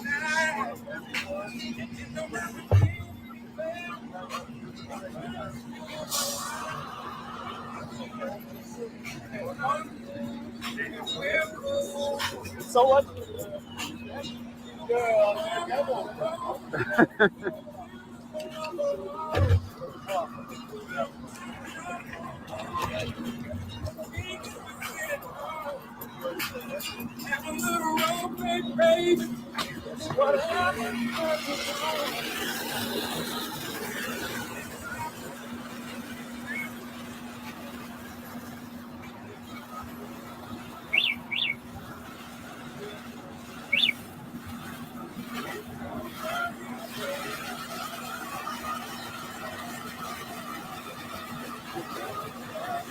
That's crazy.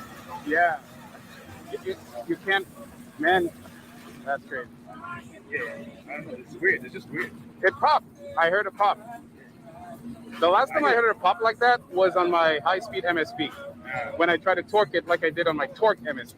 Yeah. It couldn't handle it. So it blew a capacitor. And I heard the same pop. Really? That's why I was like, oh, I felt this pop before. Yeah. Okay. But, you know, mine didn't burn like that. That's yeah, crazy. that's great. I just saw you went down. I'm like, what the fuck happened?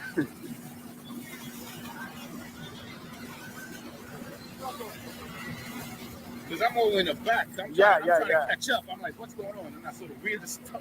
I'm like, wow. Well, I have it on video. I was braking. Oh, yeah? Yeah. Because I was testing the brakes.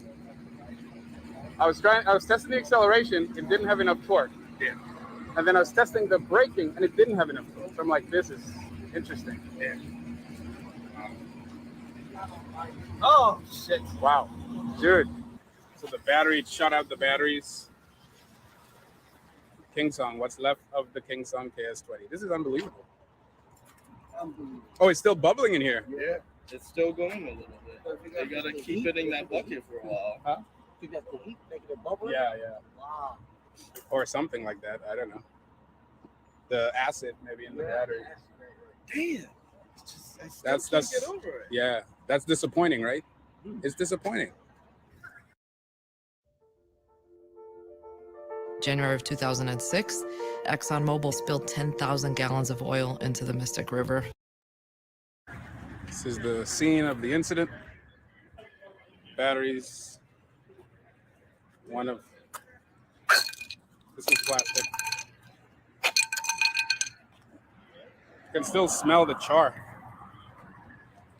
Wow.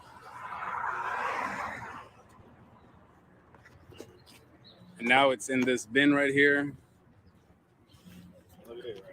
Yeah. Try to, but Oh, you did? Oh, shoot, you got me. Yeah, so you might be seeing this a week from today because I had to keep it on the wraps because we had to let Jason know first so he can be ahead of it.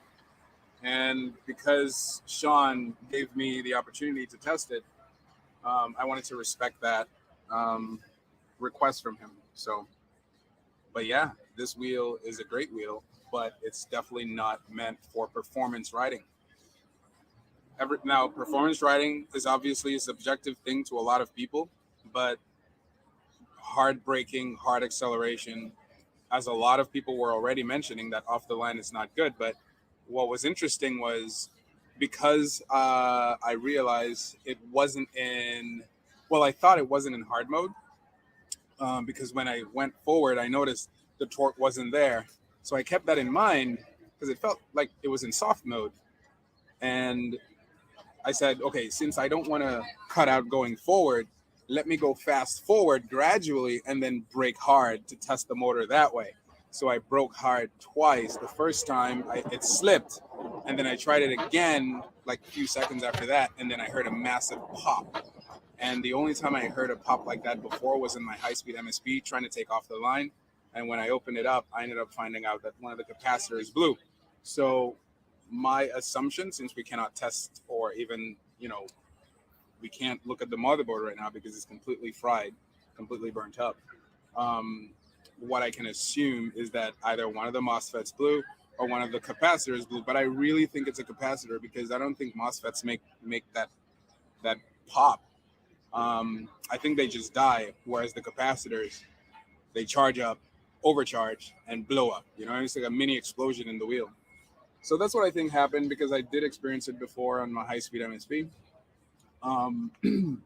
What I can say though is that because I experienced that pop before, I was able to anticipate it and hopped off the wheel. So I didn't fall; I just hopped off the wheel, and I think one of my knees hit. But that was just me not getting off properly. But either way, that wheel is not for performance riding. And it's very interesting because there's a lot of, videos I saw online and I was like, why am I only seeing videos of the wheel going down hills? I never see it going up a hill, kind of like how the Master is tested on intense inclines. You know what I'm saying?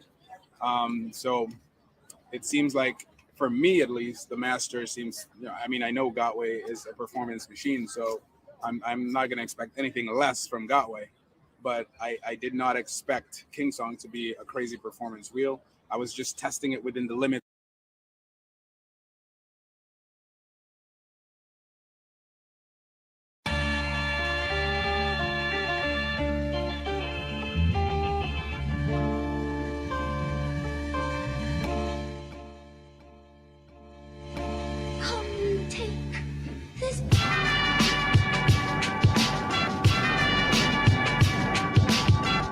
This is a throwback from the old days, guys. This is Tashawn Foy, one of the legends.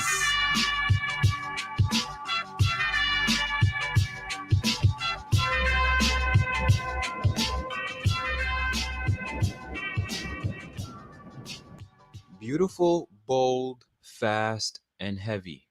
These are the words I'm going to use to describe the all-new Gotway M Super V3 Plus. Did I say that correctly? This is the 1600 milliwatt model, meaning that you should be able to go about 60 miles per charge, which is very impressive. With the wheel size of 18 inches and a big battery, the weight size comes just under 50 pounds. It's pretty heavy. Here's a nice side comparison of the wheels. Gotway M Super V3, followed by the Gotway ACM 16. Next is the InMotion V8, and then lastly the 9bot 1 S2. Fun fact, the M Super V3 is an 18-inch wheel, yet it is about the same height as the InMotion V8, coming in at 1 foot and 9 inches off the ground. Speaking of off the ground, thanks to the 18-inch wheels on the M Super, you'll be happy to know that the pedals is off the ground by exactly 5.5 inches. This allows sharp turns, very sharp turns. Something that I'm pretty sure the ACM users wish they had. Let's talk about the other features like the included handlebar. This thing is solid. It's not bending. It's not going anywhere. It sits nicely inside the back, located on the top of the vehicle. You just simply pull it up and then you wheel it. The other thing that I'm showing you now is the brake light. I think the brake light was much needed. I think it's needed in any wheel. The most amazing thing about this brake light, it actually lets the person behind you know whether you're going to turn left or right. Now, keep in mind that there's no signal button, right? So it only indicates left or right if you're leaning left or right. So it's not like a car where you're signaling left, you're gonna signal left, and then you make the left turn. It's more of like as soon as the gyroscope inside the wheel detects that you're leaning left, then the left blinker lights illuminate, which again I think is pretty cool, And here's a quick comparison of the Gotway ACM with the M Super V3. Notice the traditional flash headlight. Again, not the brightest, but it's there, and the more lights, the better. The people can see you. And they both have the traditional USB ports, of course, where you want to connect your electronic devices. On the AC one, you see all that stuff is located in the front, and then on the M Super, you'll see that those USB ports with the power button is located on the top of the device. If you take a look at the back, you'll see that they both have lights. Now, one con that I didn't like with the M Super is there's no indication, there's no battery indication, there's no battery indicator. I'm sorry. So there's no way of telling how much battery life the device have unless you connect it to the app. Now, my buddy Ron did say that there is a way of to read the brake light, and the brake light will tell you the battery life. I haven't figured it out yet. Maybe I have to do some research and look it up. But as of right now, I don't see a way, to tell, how much battery life I have. Unlike the Gotway ACM, where you have those sort of 5 LEDs, red being that the battery's low, green that, the battery's topped off. So yeah, that's pretty, well, it's not good.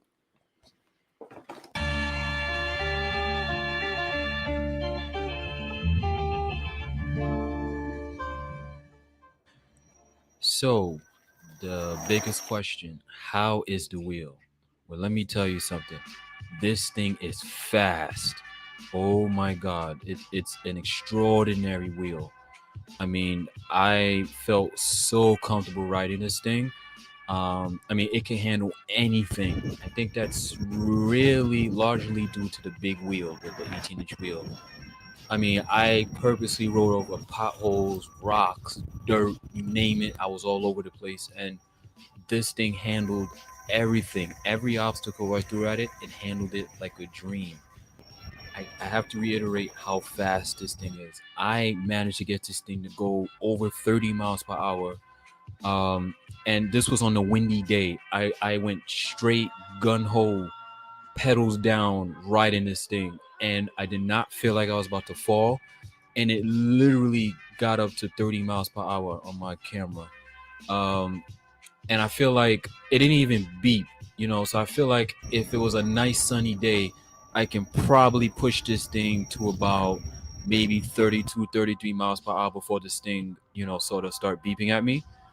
And as for tricks, it's going to take getting used to, doing bunny hops, jumping on a curb, Notice there's jumping no off the curb. pads on the wheel, You like may no have to jump sort of pads get or used to anything. the It's very weight. different back But then.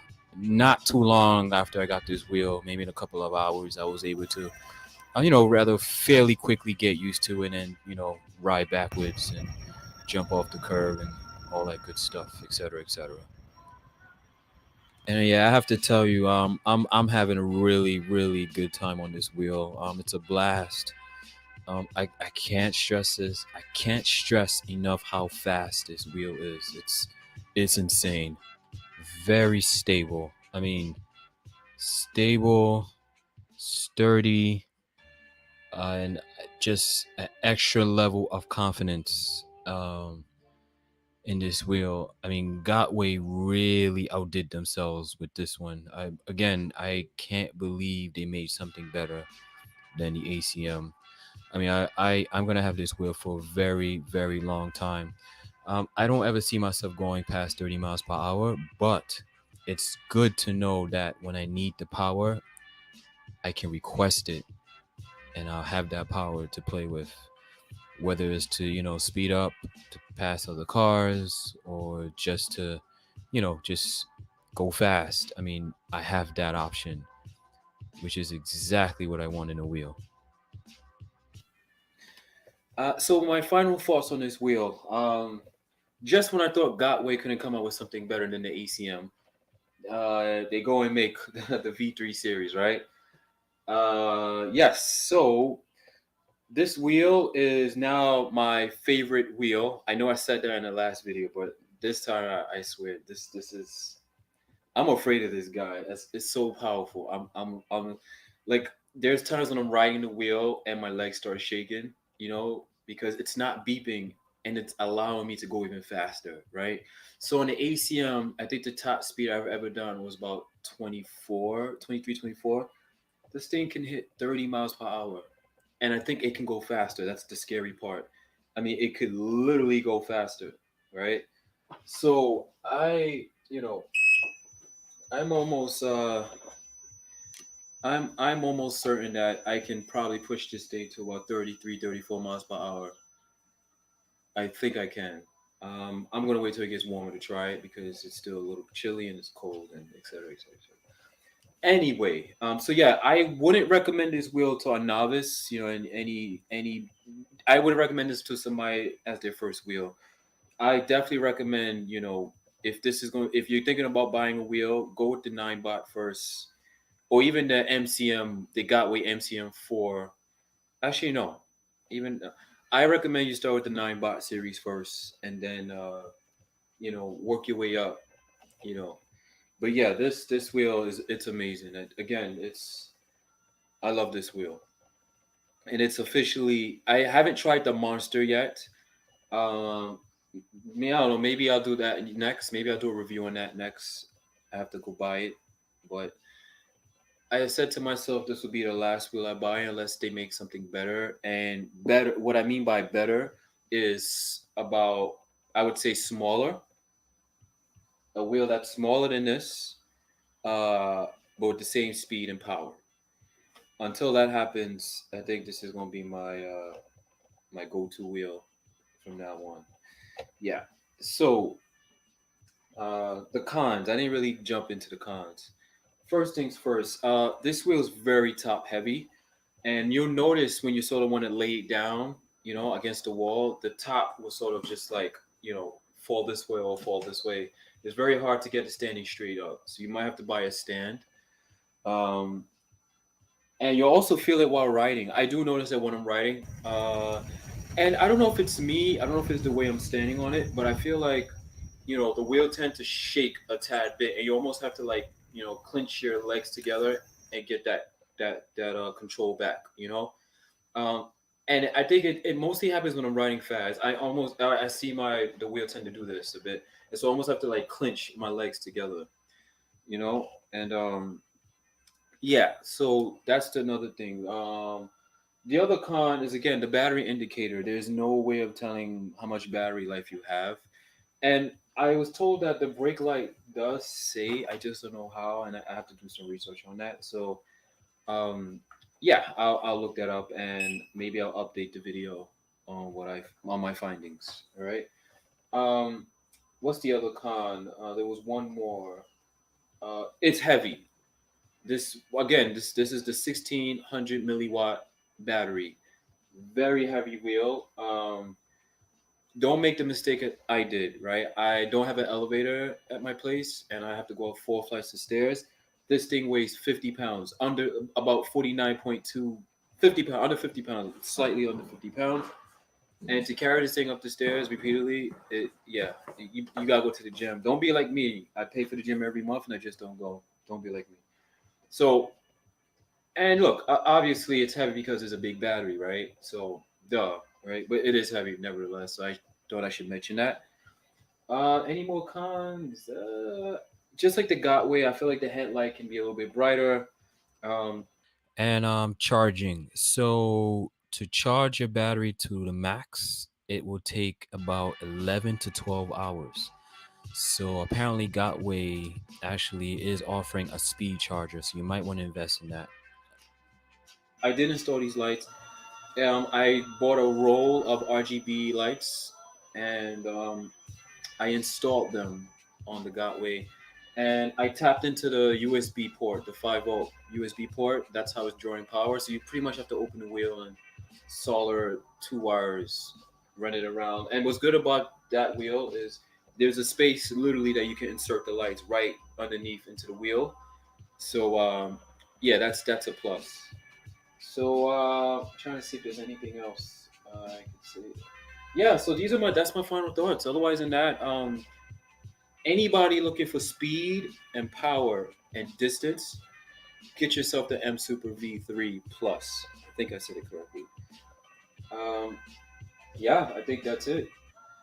Oh, let me touch on the pedals real quick. The pedals on the Gotway ACM is still my favorite pedals, and I don't know why, because those are good as well. They're big and they are pretty grippy. I just feel like the ACM pedals are a bit grippier. Does that make sense?